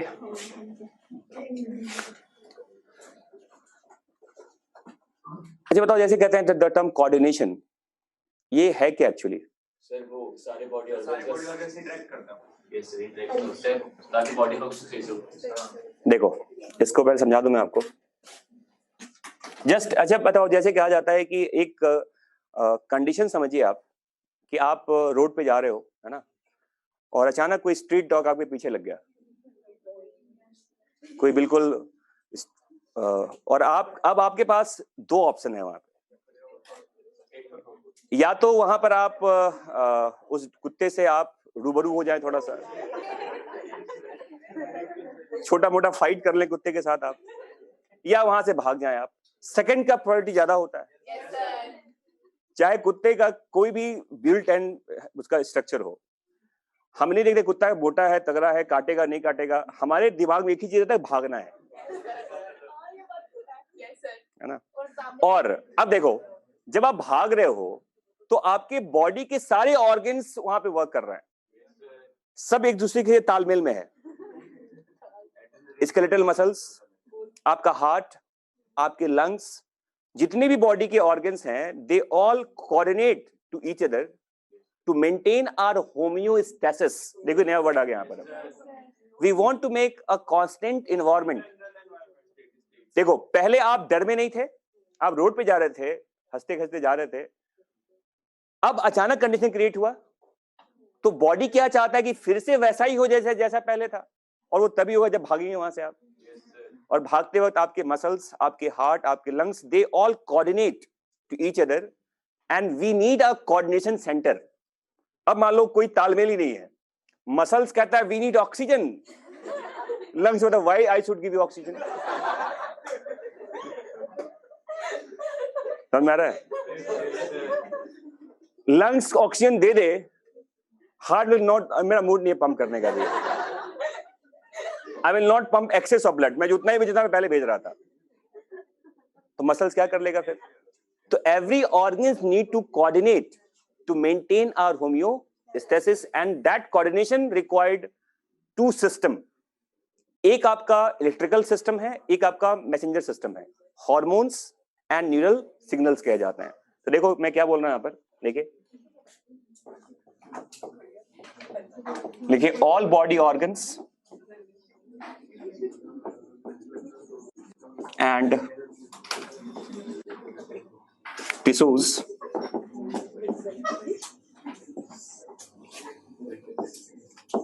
coordinates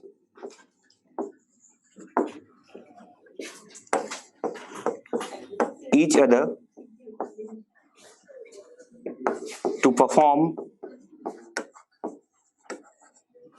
any complex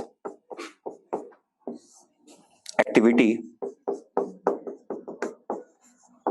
to maintain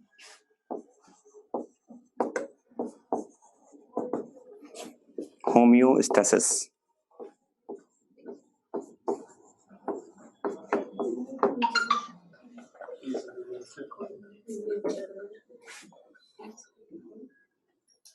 Perform any complex activity to maintain homeostasis. And what is that? It is called internal balance कहते हैं इसको. हाँ बिल्कुल सही कह रहे हैं. देखो कितना अच्छा वर्ड बताया तुमने. स्टेडी स्टेट कहा जाता है. जैसा पहले था वैसा होना चाहिए, तभी तो आपका बैलेंस आएगा. जैसा हम पहले फील कर रहे थे, जैसे मान लो कितना बढ़िया एग्जांपल देखो, ये आपका गाल है, ये कान है ना, जोर से लगाया किसी ने आपको. अब देखो कितना सब कुछ तुरंत होता है. उसने जोर से लगाया, उसका वर्क था, उसने लगा दिया, है ना. अब आपके पास क्या चारा है वहां पर? या तो आप भी लगा दीजिए या फिर आपके पास एक ऑप्शन है कि आप अपने दर्द को कम करें. अब ब्रेन तुरंत कहता है आपके मसल्स को, move your hand and do like this. तो देखो यहां क्या हुआ, जैसे ही लगा, ये एक स्टिमुलस था, ये एक चेंज ऑफ एनवायरनमेंट कहते हैं इसको. ये स्टिमुलस था, ये स्टिमुलस कहां पहुंचा? आपके ब्रेन में. जो रिसेप्टर्स आपके होते हैं, उसने सेंसरी न्यूरॉन से मैसेज कहां पहुंचाया? ब्रेन ने. और ब्रेन ने तुरंत एक मोटर कमांड पास किया, मोटर मैसेज दिया आपके मसल्स को कि move your hand like this and do like this. आप ऐसे से करेंगे. क्यों करेंगे ऐसा? ताकि आपका दर्द कम हो. तो जैसा पहले था वैसा करना चाहते हैं आप. तो ये क्विक रिस्पॉन्स होता है. ऐसा नहीं कि अभी लगा दिया, आधे घंटे ऐसे से कर रहे हैं आप. तो रेस्पॉन्स कुछ क्विक भी होता है और कुछ थोड़ा स्लो होता है, बट लंबे समय के लिए होता है. तो दो तरह का आपका कंट्रोल सिस्टम है. एक न्यूरल रिस्पॉन्स है और एक हार्मोनल रिस्पॉन्स होता है. हार्मोन्स का एक्शन स्लो होता है बट होता रहता है, और ये फास्ट रिस्पॉन्स है, तुरंत खत्म हो जाता है. ये तो दो तरह का कोऑर्डिनेशन है. देखिए, एक फास्ट कोऑर्डिनेशन है, एक स्लो कोऑर्डिनेशन. यहां देखो, ये देखो यहाँ पे ये ऐसा लिखा जाता है. फॉर दैट कोऑर्डिनेशन,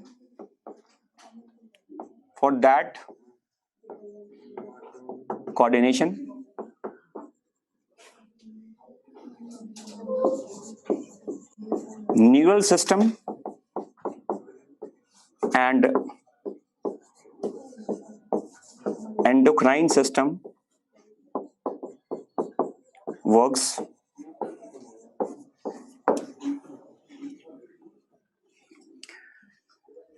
एक देखो न्यूरल कोऑर्डिनेशन और एक तुम्हारा एंडोक्राइन सिस्टम कहते हैं. न्यूरल सिस्टम और एंडोक्राइन सिस्टम होता है ना. तो देखिए, कहते हैं जो रेस्पॉन्स होता है, रेस्पॉन्स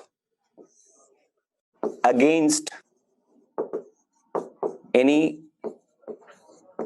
एक्सटर्नल और इंटरनल stimulus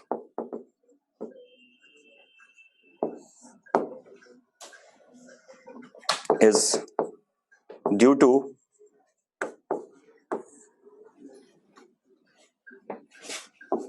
neural and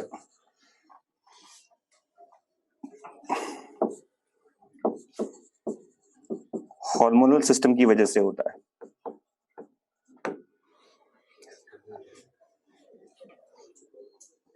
ठीक है. Yes, sir. देखो आपकी बुक में लिखा हुआ है कि एक होता है पॉइंट टू पॉइंट कोऑर्डिनेशन. मतलब कहने का मतलब ये है कि कोऑर्डिनेशन आपके ऑर्गन्स के बीच में, आपके सेल्स के बीच में. देखो, एक कोऑर्डिनेशन इंट्रा सेलुलर है, एक इंटर सेलुलर भी होता है, और एक एक्स्ट्रा ऑर्गेनिज्मिक भी होता है. जैसे अगर मैं आपसे बात कर रहा हूं, ये भी एक तरह का कोऑर्डिनेशन कम्युनिकेशन ही तो चल रहा है ना। बट जो एनिमल कम्युनिकेट नहीं कर सकते वो क्या करेंगे बताओ? जो एनिमल कम्युनिकेट नहीं कर सकते वो आपस में कुछ कह सकते जो स्मेल वगैरह रिलीज करते हैं, वो फेरोमोन्स वगैरह जानते हैं आप, है ना। तो देखिए यहाँ पर मैं क्या बोल रहा हूँ, ये समझ में आ गया पहले आपको? ये लिख लिया आप लोगों ने? देखो देखिए लिखिए, neural system and endocrine system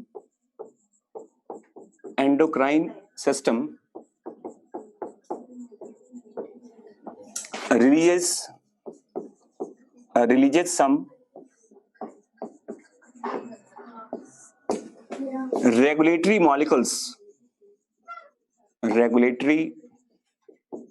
molecules for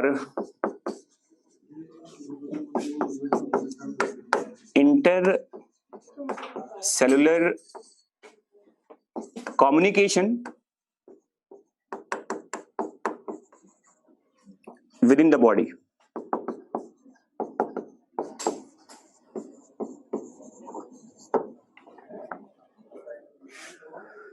समझ में आ गया?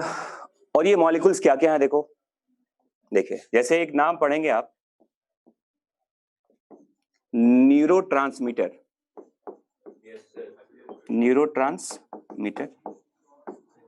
एक होता है देखो न्यूरो हॉर्मोन्स।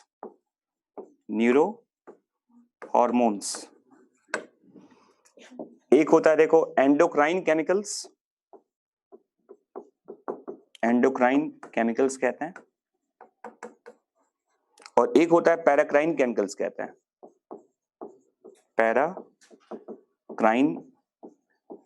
कहते हैं।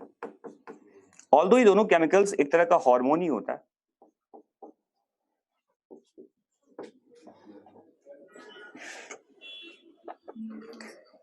एक काफी प्रिसाइज कंट्रोल है। जैसे अगर मैं कहूं कि आप, ये आपका एक फिंगर का ये टिप है देखिए, और ये ऐसे से हो रहा है, ये एक्टिविटी आपके एंडोक्राइन का नहीं हो सकता। एंडोक्राइन की वजह से आपके बॉडी का पूरा ग्रोथ होता है, वो पूरे पार्ट। एक्चुअली देखो क्या दिक्कत है, आपके सेल्स को मैसेज या तो आपके नर्व से मिलेगा या आपके ब्लड के थ्रू मिलता है। नर्व का कांटेक्ट आपके सारे सेल्स के साथ नहीं है, बट ब्लड तो सारे सेल के साथ कांटेक्ट में रहता है। तो एंडोक्राइन सेल्स का इन्फ्लुएंस ज्यादा होता है, वो हर सेल्स को इन्फ्लुएंस करता है, बट एक पॉइंट टू पॉइंट कनेक्शन कहते हैं, एनसेफेलोपैथी का पॉइंट टू पॉइंट कनेक्शन कहा जाता है कि अगर आप ये चाहते हो कि ये ऐसे करे तो यही होगा। ये क्यों हुआ? Because of point two point connection कहा जाता है इसको। ब्रेन का एक ब्रांच आपके इस पार्ट पे है और ब्रेन ये कह रहा है कि आप ऐसे करना है आपको, केवल आप ऐसे से करेंगे इसको, देखो पूरा बॉडी ऐसे थोड़ी करने लगता है, बट ग्रोथ पूरे बॉडी का होता है। तो अब ये फर्क होता है देखो कि एंडोक्राइन सिस्टम और न्यूरल सिस्टम दोनों के अलग अलग कम्युनिकेशन सिस्टम होते हैं। न्यूरल सिस्टम का कांटेक्ट क्या होता है, बिल्कुल प्रिसाइज होता है, पॉइंट टू पॉइंट कनेक्शन कहा जाता है। बट एंडोक्राइन का जो है वो ब्रॉडर इफेक्ट होता है, वो पूरे सेल्स को इन्फ्लुएंस करता है। वो पर्टिकुलर सेल को इन्फ्लुएंस नहीं करता, पूरे सेल्स को क्या करेगा, वो इन्फ्लुएंस करेगा। ये बताऊंगा उसके बारे में बाद में, रुक जाओ पहले समझो आप कि जो मैसेज पास हो रहा है आपके सेल्स को, वो रेगुलेटरी मॉलिक्यूल्स की वजह से होता है। और ये केमिकल्स क्या क्या है बताओ? या तो न्यूरोट्रांसमीटर है, या तो न्यूरो हार्मोन्स होते हैं, या तो एंडोक्राइन केमिकल्स हैं, या तो बताओ पैराक्राइन केमिकल्स होता है। अब ये क्या है पहले समझिए आप इसको। ये देखो, जैसे मान लो ये आपके न्यूरॉन्स हैं, ठीक है, ये मान लो एक न्यूरॉन्स का स्ट्रक्चर ऐसे बना हुआ है।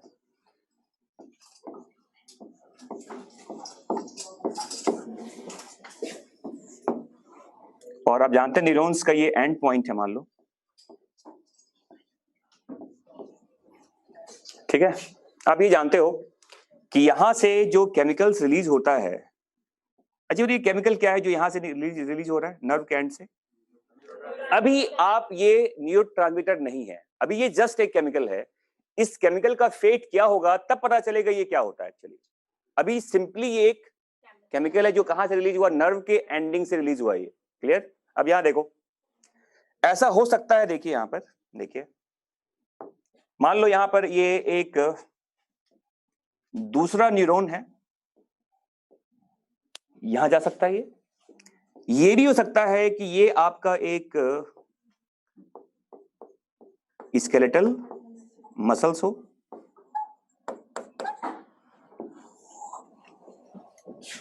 ये भी सकता है ना, या फिर ये भी हो सकता है कि ये आपके कोई ग्लैंड्स हों।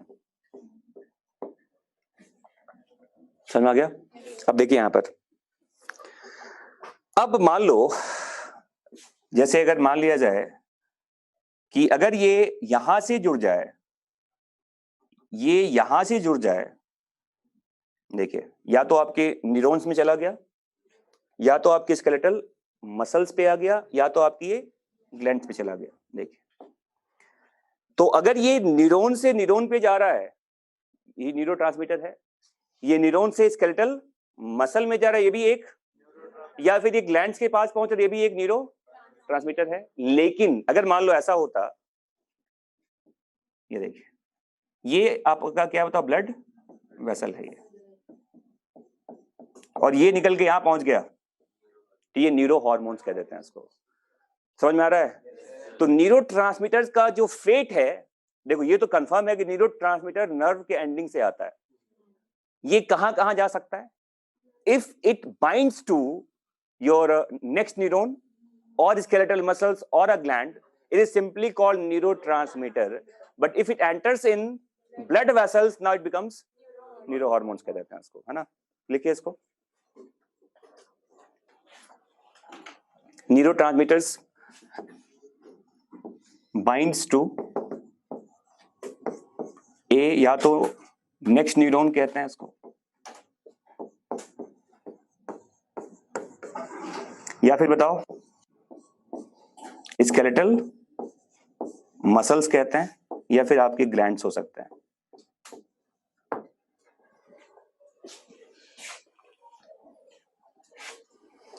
और न्यूरोट्रांसमीटर हमेशा एक नर्व के एंड से क्या होता है बताओ, रिलीज होता है। ये समझ में आ गया?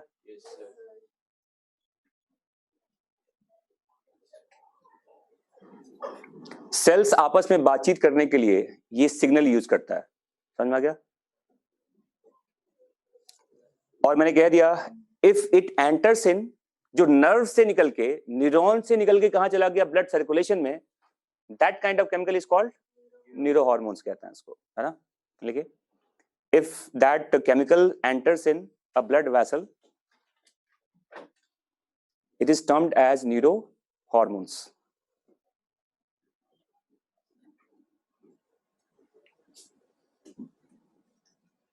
समझ में आ गया? Neuro hormones.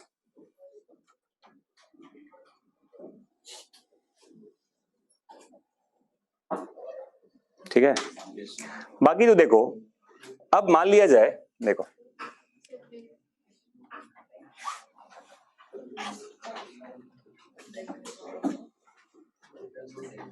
सर क्लास कल ऑनलाइन होगी? कल कोई क्लास नहीं होगी। 4 घंटे ऑनलाइन में 3 क्लास, ऑफलाइन में 2 क्लास। ठीक है, आप क्यों नहीं आऊंगा? बस भी ठीक है सर, एक फिर सही है। चलो इसको मिटाओ यहाँ से अब। नो सर, चलो इसके बाद क्लासेस के, ये नर्वस के बाद एंडोक्राइन है,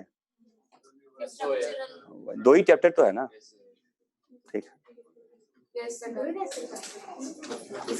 वैसे ही चैप्टर काफी बड़ा है, ये सबसे बड़ा चैप्टर है आपके पूरे फिजियोलॉजी में। ये देखने में भी छोटा लग सकता है, बहुत कुछ है इसके अंदर। ईयर, आईज, है ना?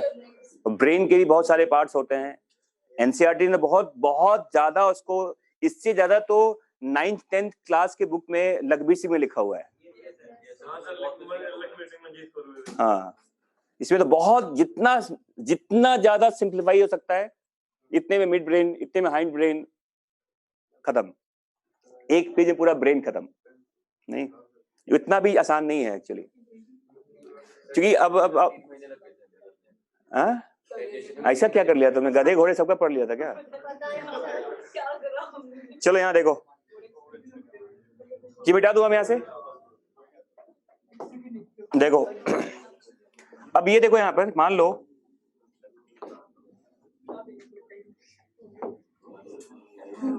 इसे मान लो ये आपका एक, देखिए ये सपोज करो एक ये आपका एंडोक्राइन ग्लैंड है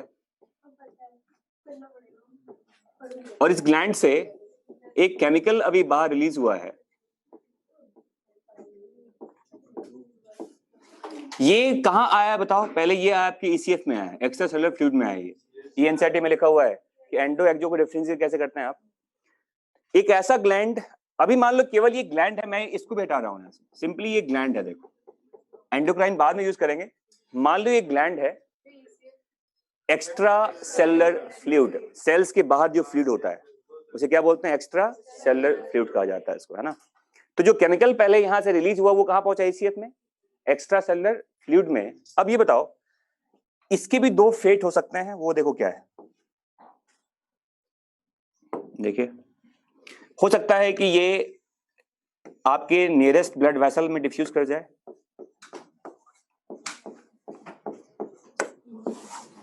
या ये भी हो सकता है कि ये नियर बाई सेल्स है, देखो यहां पर एक,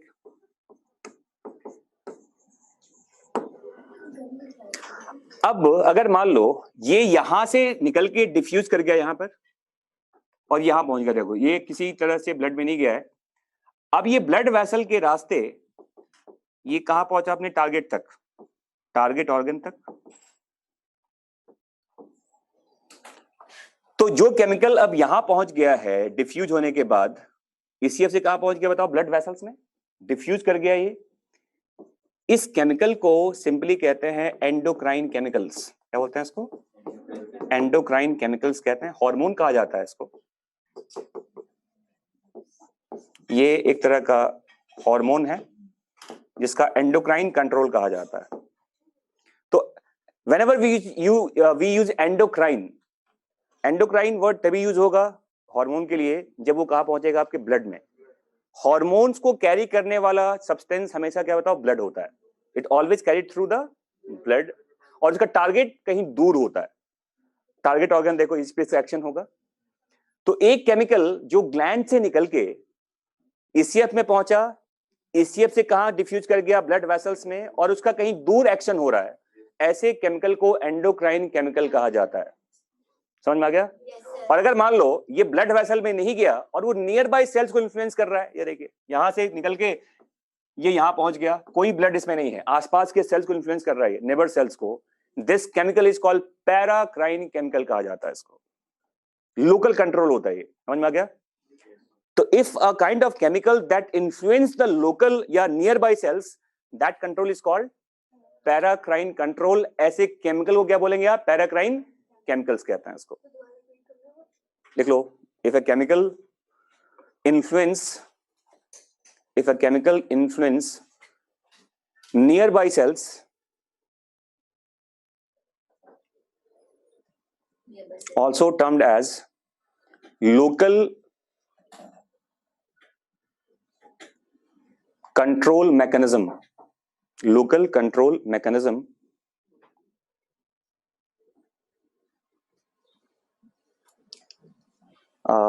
ये इसको क्या बोलेंगे बताओ? इसे पैराक्राइन केमिकल्स कहते हैं, are termed as paracrine control और पैराक्राइन केमिकल्स कहा जाता है इसको। सिंपल लोकेशन का फर्क है बस, बाकी बिल्कुल, एक ब्लड में गया, एक ब्लड में नहीं गया। जो ब्लड में चला गया वो एंडोक्राइन है, जो ब्लड में नहीं गया वो पैराक्राइन होता है। समझ में आ गया? तो देखो सेल्स का जो एक ग्लैंड का जो मैसेज आया था वो नियर बाय सेल्स के पास भी जाएगा और अवे भी जाता है, वो दूर ऑर्गन्स होते हैं उसके। तो जब वो ब्लड के थ्रू कहीं और कैरी हुआ उसे एंडोक्राइन केमिकल्स कहते हैं, उसको बेसिकली हार्मोन कहा जाता है।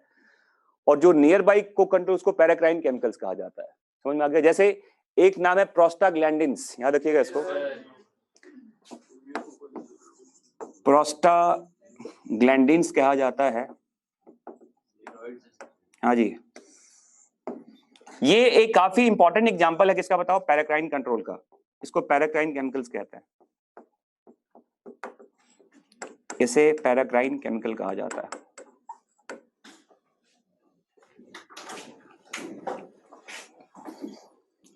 समझ में आ गया? तो ये रेगुलेटरी मॉलिक्यूल जितने भी हैं ये सब बॉडी के अंदर वर्क करते हैं। बट अगर मैं पूछूं कि दो ऑर्गेनिज्म्स के बीच में जो कम्युनिकेशन सिस्टम होता है वो एक्स्ट्रा ऑर्गेनिज्मिक कहा जाता है। देखिए मैं क्या बता रहा हूं, एक होता है एक्स्ट्रा ऑर्गेनिज्मिक कहा जाता है, कम्युनिकेशन कहते हैं। देखो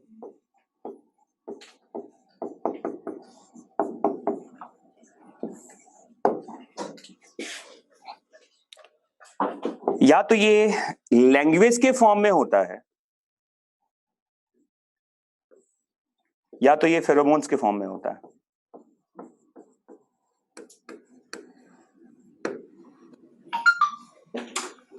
लैंग्वेज इंट्रा स्पेसिफिक भी होता है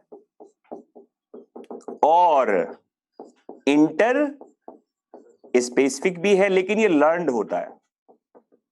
इसको आप लर्न कहते हैं, ये इन्नेट नहीं होता। आप कुत्ते से बात कर सकते हैं, कुत्ता आपके लैंग्वेज को समझ सकता है, बट कुत्ते का स्पीच अलग होता है ना। बट ऐसा नहीं किसी कुत्ते को सब बात करने लगेंगे। आपका जो पेट होता है उसके साथ आपका संवाद होता है। आप उसको कहते हैं कि बैठ जाओ, दौड़ भूखने लगो, बॉल लेके आओ, एटलीस्ट वो चीजों को रिकॉग्नाइज करता है ना। He can respond your language but it should be learn. समझ में आ गया? लेकिन अगर आप फेरोमोन्स की बात करें ये हमेशा इंट्रा स्पेसिफिक होता है। कुत्ते को कुत्ते से बात करना लैंग्वेज नहीं समझाएगा, वो कुछ रिलीज करके समझाता है। समझ में आ रहा है? तो फेरोमोन्स का जो कांटेक्ट है वो हमेशा क्या बताओ, इंट्रा स्पेसिफिक होता है। लिख लो, फेरोमोनल कम्युनिकेशन ऑलवेज इंट्रा स्पेसिफिक कहते हैं इसको। और फेरोमोन्स हमेशा एक्सोक्राइन ग्लैंड से रिलीज होता है। लिखना, फेरोमोन्स का सोर्स क्या होता है बताओ, एक्सोक्राइन ग्लैंड से आता है और हमेशा बॉडी के बाहर वर्क करता है। हार्मोन्स हमेशा बॉडी के अंदर वर्क करेगा और फेरोमोन्स हमेशा बॉडी के बाहर वर्क करता है। क्या बोला था आपने? मैं बता रहा हूं, देखो, pheromones always provide intra specific communication कहा जाता है इसको। एक ही स्पीसीज के एनिमल आपस में अगर कुछ कम्युनिकेट करना चाहते हैं, वो लैंग्वेज यूज नहीं कर सकते क्योंकि लैंग्वेज वहां पे है नहीं। They release a proper kind of pheromones in environment. वो रिलीज करते हैं कुछ केमिकल्स, उस केमिकल का मैसेज उसी स्पीसीज के एनिमल रीड कर लेते हैं कि ये फेरोमोन क्या कह रहा है, बुला रहा है या भागने को कह रहा है। ये कई तरह के होते हैं, ट्रेलिंग फेरोमोन्स होता है, अलार्मिंग फेरोमोन्स कहते हैं। जैसे आप चींटी वगैरह देखिए, वो एक लाइन में चलती है ना, आगे वाले चींटी के बॉडी से एक केमिकल रिलीज हो रहा है जिसको फॉलो कौन कर रहा है, पीछे वाली चींटी जो होती है। आप क्या करो, कहीं बीच में ऐसे ना पानी ऐसे कर दो आप चींटी के उसमें रास्ते में, देखना वो पीछे वाली रुक जाएगी अगर, और उसे रास्ता डाइवर्ट हो जाता है उसका। क्या हुआ कि आपने फेरोमोन्स का कम्युनिकेशन डिस्टर्ब कर दिया। समझ में आ गया? अब बताओ, ये जो हनी बी वगैरह का इतना बड़ा झुंड होता है, इतने बड़े उसके जो होते हैं, उसमें हजारों वर्कर्स होते हैं, क्वीन एक ही होती है, वर्किंग क्वीन हमेशा एक रहती है उसमें, और हजारों वर्कर्स होते हैं उसमें। ड्रोन्स जिसको कहते हैं, एक्चुअली ड्रोन्स नहीं, वर्कर कहा जाता है, ड्रोन तो कम ही होता है। अब क्वीन बी को अगर सभी को बुलाना हो, इकट्ठा करना हो, क्योंकि वो सुप्रीम है, वहां पे मैटरनल इन्फ्लुएंस ज्यादा होता है, फादर का कोई औकात ही नहीं वहां पे। Drones are useless, you know that. Drone से ज्यादा काम नहीं होता, मदर ज्यादा वहां पे इंपॉर्टेंट रोल प्ले करती है, मतलब जो क्वीन बी होती है। तो क्वीन बी क्या करेगी, अपने बॉडी से एक केमिकल रिलीज करती है वो, और उस केमिकल को तुरंत रीड करेगा सारे के सारे जो वर्कर्स होते हैं, और वो समझ में आ गया है कि रानी का बुलाहट है, क्वीन बी ने बुलाया है, और सभी तुरंत कॉम के पास के इकट्ठे हो जाएंगे। वो ये क्या बताओ, एक तरह का अट्रैक्टिंग फेरोमोन्स की बात कर रहे हैं, वो सबको बुला लिया जाता है।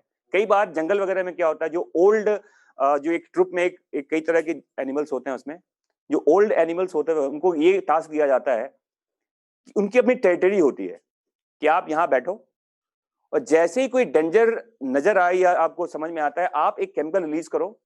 उस केमिकल को रीड कौन कर रहा है, उसी स्पीसीज के सभी, and they becomes all alert. तो ट्रेलिंग फेरोमोन्स होता है, अलर्ट फेरोमोन्स होते हैं, अट्रैक्टिंग फेरोमोन्स भी होता है।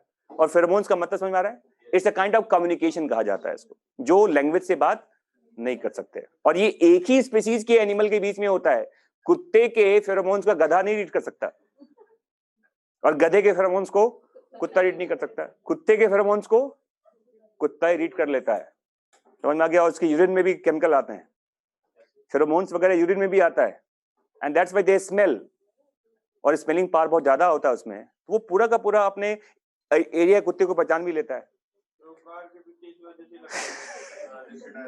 अब पता नहीं उसका क्या कारण है, वो पता नहीं, बट और देखो याद रखना कि फेरोमोन्स हर एनिमल के बॉडी से बनते हैं, बट कुछ में बिहेवियरल चेंज आ जाता है, हम उसको इग्नोर कर देते हैं। क्योंकि आपके पास लैंग्वेज है तो हम फेरोमोन से बात तो नहीं करते, और ऐसा माना जाता है कि आप रोज नहाते भी हैं।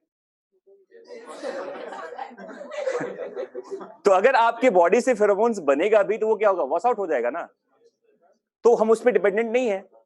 लेकिन सोचो अगर आपके साथ कोई ऐसा आदमी बैठ गया हो जिस महीनों से नहाया ही ना हो तो क्या होगा बताओ। अब आपके बॉडी से एक केमिकल रिलीज होगा और वो आसपास के लोगों को भगा देगा, वहां से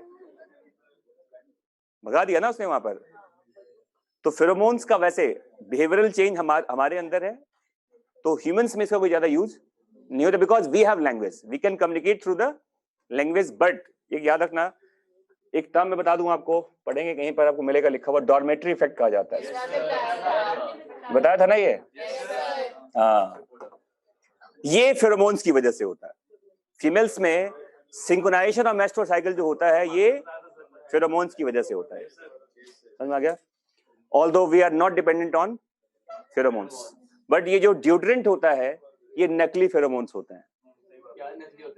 आप अपने बॉडी के फेरोमोन्स के स्मेल को सप्रेस करने के लिए what we are using the artificial pheromones, and that is in the form of deodorants.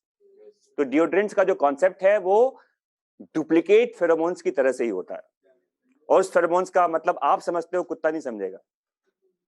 आप कहते हैं तुम्हारा अच्छा है, स्मेल है या जो भी है, ये आप समझ रहे हैं ना, वो एक आर्टिफिशियल फेरोमोन्स है जो अपने बॉडी के स्मेल को सप्रेस करने के लिए आप यूज कर रहे हैं, बट उसका कोई लैंग्वेज नहीं होता कि आप फेरोमोन्स लगाए घूम रहे हो। बात समझ रहे हो मैं क्या कहना चाह रहा हूँ, pheromones it's not for any kind of communication, ठीक है। चलिए, तो ये आपके क्या हो गया बताओ, रेगुलेटरी मॉलिक्यूल्स कहे जाते हैं, ठीक है। अब यहां देखो,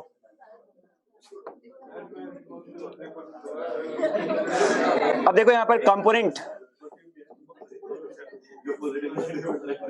लिखिए, component of neural control and coordination. देखिए देखो,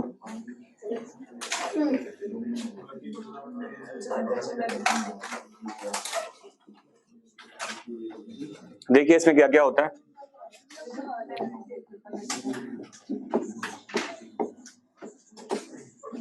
सेंसरी इनपुट कहते हैं,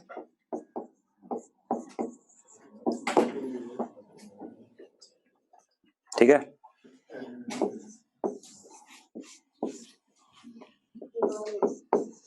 प्रोसेसिंग एरिया होता है,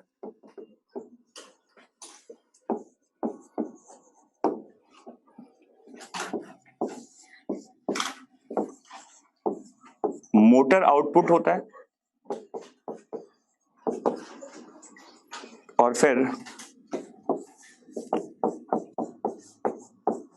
इफेक्टर ऑर्गन कहा जाता है, जहां पर एक्शन होता है। देखिए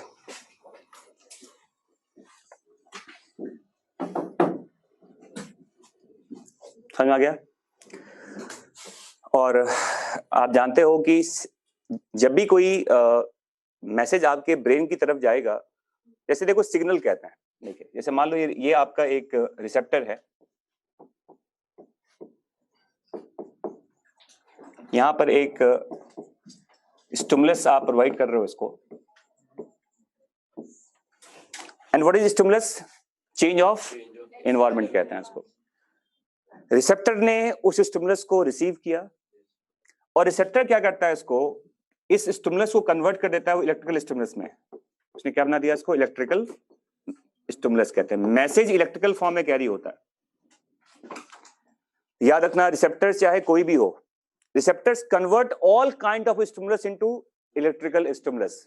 जैसे कहीं चाहे वो आपका मैकेनिकल आपने दबाया इसको, तो ये तो एक मैकेनिकल आपने एक्टिविटी किया ना यहाँ पर, बट वो जब सेल्स में जाएगा तो वो इलेक्ट्रिकल पार्ट में कन्वर्ट होगा। या कोई केमिकल डाल दिया आपने, एसिड डाल दिया, वो केमिकल आपने कुछ स्टिमुलस दिया था, लेकिन वो कन्वर्ट किसमें हो जाएगा? और इसीलिए जो इलेक्ट्रिकली होता है वो ज्यादा जल्दी आप उछलने लगते हैं, फिर इलेक्ट्रिकल शॉक देता है तो करने लगते हैं, क्योंकि उसको कन्वर्ट ही नहीं होना है, वो ऑलरेडी इलेक्ट्रिकल फॉर्म में ही होता है वो। तो रिसेप्टर का काम ये होता है, इस convert all kind of stimulus into electrical stimulus कहा जाता है इसको। फिर देखो, now that stimulus through the sensory neurons ये कहां पहुंचा? आपके प्रोसेसिंग एरिया में।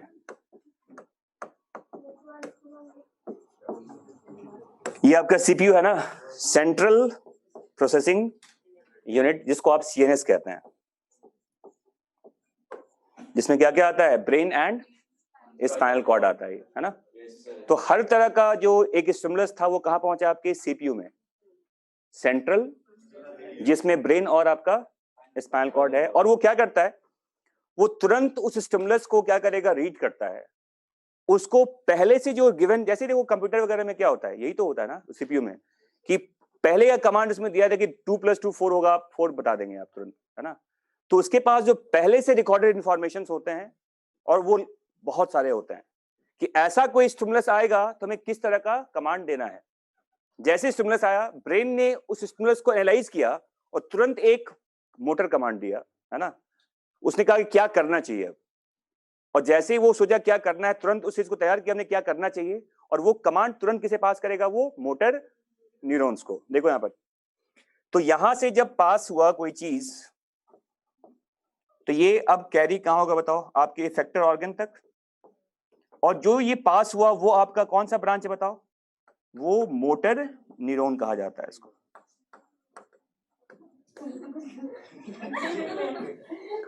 और फिर यहां पे क्या होगा? एक्शन, है ना। इफेक्टर ऑर्गन या तो हमारे स्केलेटल मसल्स होते हैं, या हमारे ग्लैंड्स होते हैं, और इनमें क्या होता है? एक्शन।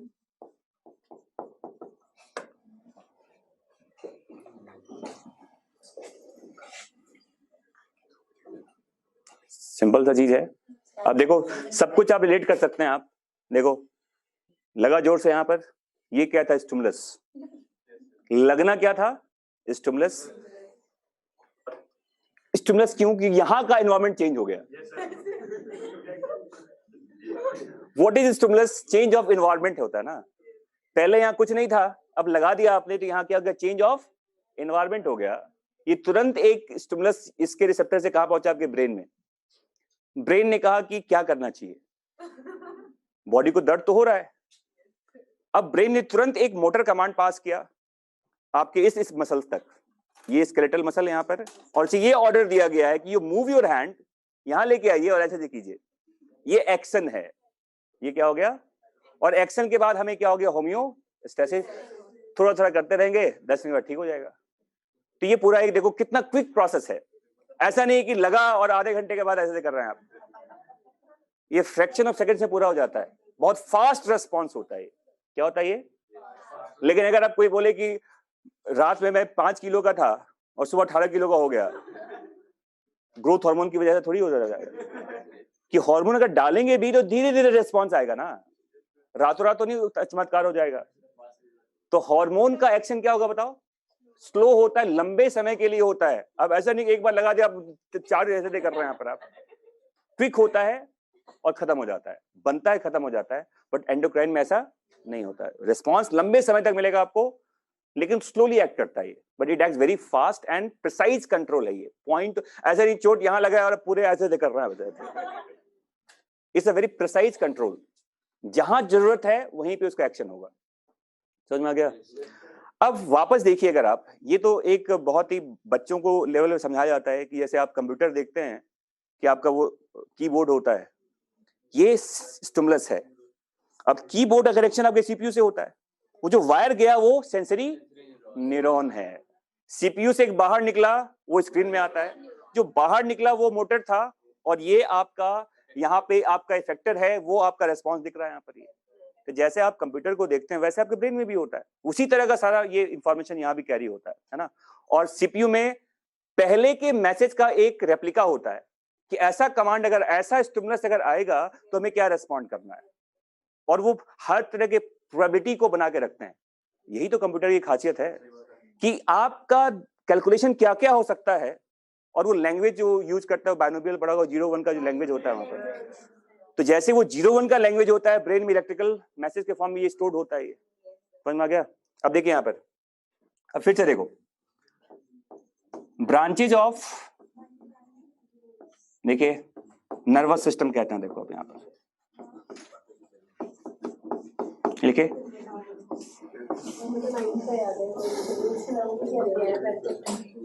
जल्दी देखो इसको, नर्वस सिस्टम को कैसे डिवाइड करते देखिए आप।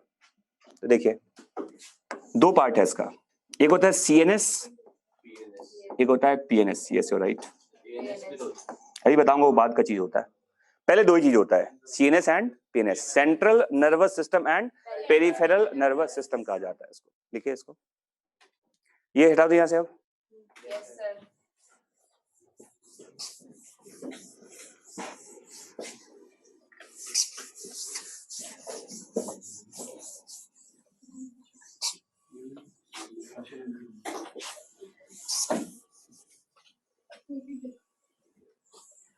देखिए बाकी जानते हैं, देखो यहाँ पर सीएनएस का दो पार्ट होता है, ब्रेन एंड स्पाइनल कॉर्ड। और याद रखिएगा ये ब्रेन है मान लो, और ये स्पाइनल कॉर्ड है। अगर इससे बाहर निकलने वाला, देखो जो भी पार्ट यहां से बाहर आ रहा है, ये जो भी पार्ट इसके अंदर जा रहा है, इसके साइड में जितनी भी चीजें अवेलेबल होती हैं जो कंट्रोल एंड कोऑर्डिनेशन में इन्वॉल्व होता है, remember all the side wise branches, चाहे वो इनपुट की बात करें चाहे आउटपुट की बात करें, इसके अलावा ब्रेन के और स्पाइनल कॉर्ड के अलावा जो भी चीजें आप देख रहे हैं जो उसके पैरेलल सिस्टम में बना हुआ है, वो हमारा क्या बताओ, वो हमारा पेरिफेरल नर्वस सिस्टम होता है। तो इसमें क्या आएगा, all the nerve, ganglia etcetera कहा जाता है।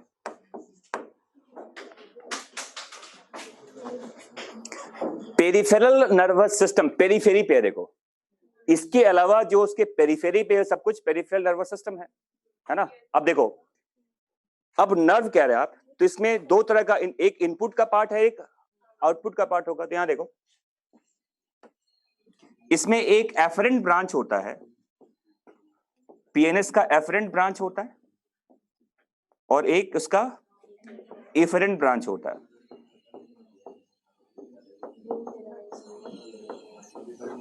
देखिए एफरेंट ब्रांच आपका सेंसरी ब्रांच होता है। Ganglia is called group of cell bodies present outside the CNS. The cell body का कलेक्शन होता है जो सीएनएस के बाहर होता है। कुछ टर्म से बता दूंगा, गैंग्लिया, न्यूक्लियाई, ट्रैक, नर्व। अभी रुक जाओ, बताता हूं ये सब, पहले ये समझो होगा। तो all the nerves, ganglia that is a part of our PNS. इसके दो ब्रांच हो गए, एफरेंट एंड एफरेंट जो सीएनएस की तरफ जाता है, और एफरेंट जो सीएनएस से बाहर आता है। Towards the CNS is called afferent branch, sensory branch कहते हैं इसको। तो लिख लो, towards the central nervous system, ये अंदर की तरफ आता है, है ना। एफरेंट जो लेके आता है, एफरेंट जो वहां से लेके जाता है ना। एंड एफरेंट ब्रांच इज, ये मोटर कमांड है, motor command to the effector,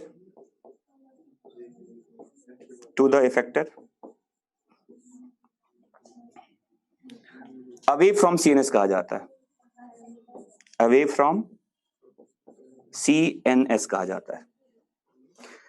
ये मोटर ब्रांच भी कह सकते हैं इसको आप, है ना। ये मोटर कमांड होता है जो सीएनएस ने दिया, और वो कहां गया, आपके इफेक्टर पार्ट तक। अब यहां देखो, अब ये जो आपका सेंसरी पार्ट होता है, ये भी दो तरह का होता है। देखो एक होता है सोमैटिक सेंसरी, एक होता है विसरल सेंसरी। देखो सेंसरी के भी दो पार्ट हैं, somatic sensory and visceral sensory कहते हैं। जैसे मान लो अब आपके जैसे आपने अगर यहां पर कुछ एक वॉलंटरी वाला पार्ट होता है, या सोमैटिक एक्टिविटी आपके विल से कंट्रोल होता है। तो अगर मान लो यहां कोई रिसेप्टर है, इसको आपने एक्टिवेट किया तो ये आपके विल से कंट्रोल हो रहा है, एक्टिविटी हो रहा है ना ये। तो स्केलेटल मसल्स का जो कांटेक्ट आपके ब्रेन से होगा वो आपका सोमैटिक सेंसरी होता है। आपका लिवर, आपका हार्ट, आपकी किडनी, इसका भी कमांड तो आपके ब्रेन को जाता है, उसे क्या बोलते हैं बताओ? विसरल सेंसरी कहते हैं। तो जो उसका वॉलंटरी ब्रांच है इसका वो सोमैटिक है, और जो इनवॉलंटरी ब्रांच है वो उसका विसरल होता है। विसरा जो आपके विल से कंट्रोल नहीं है। समझ में आ रहा है? तो सोमैटिक आपका वॉलंटरी कंट्रोल वाला पार्ट होता है। देखो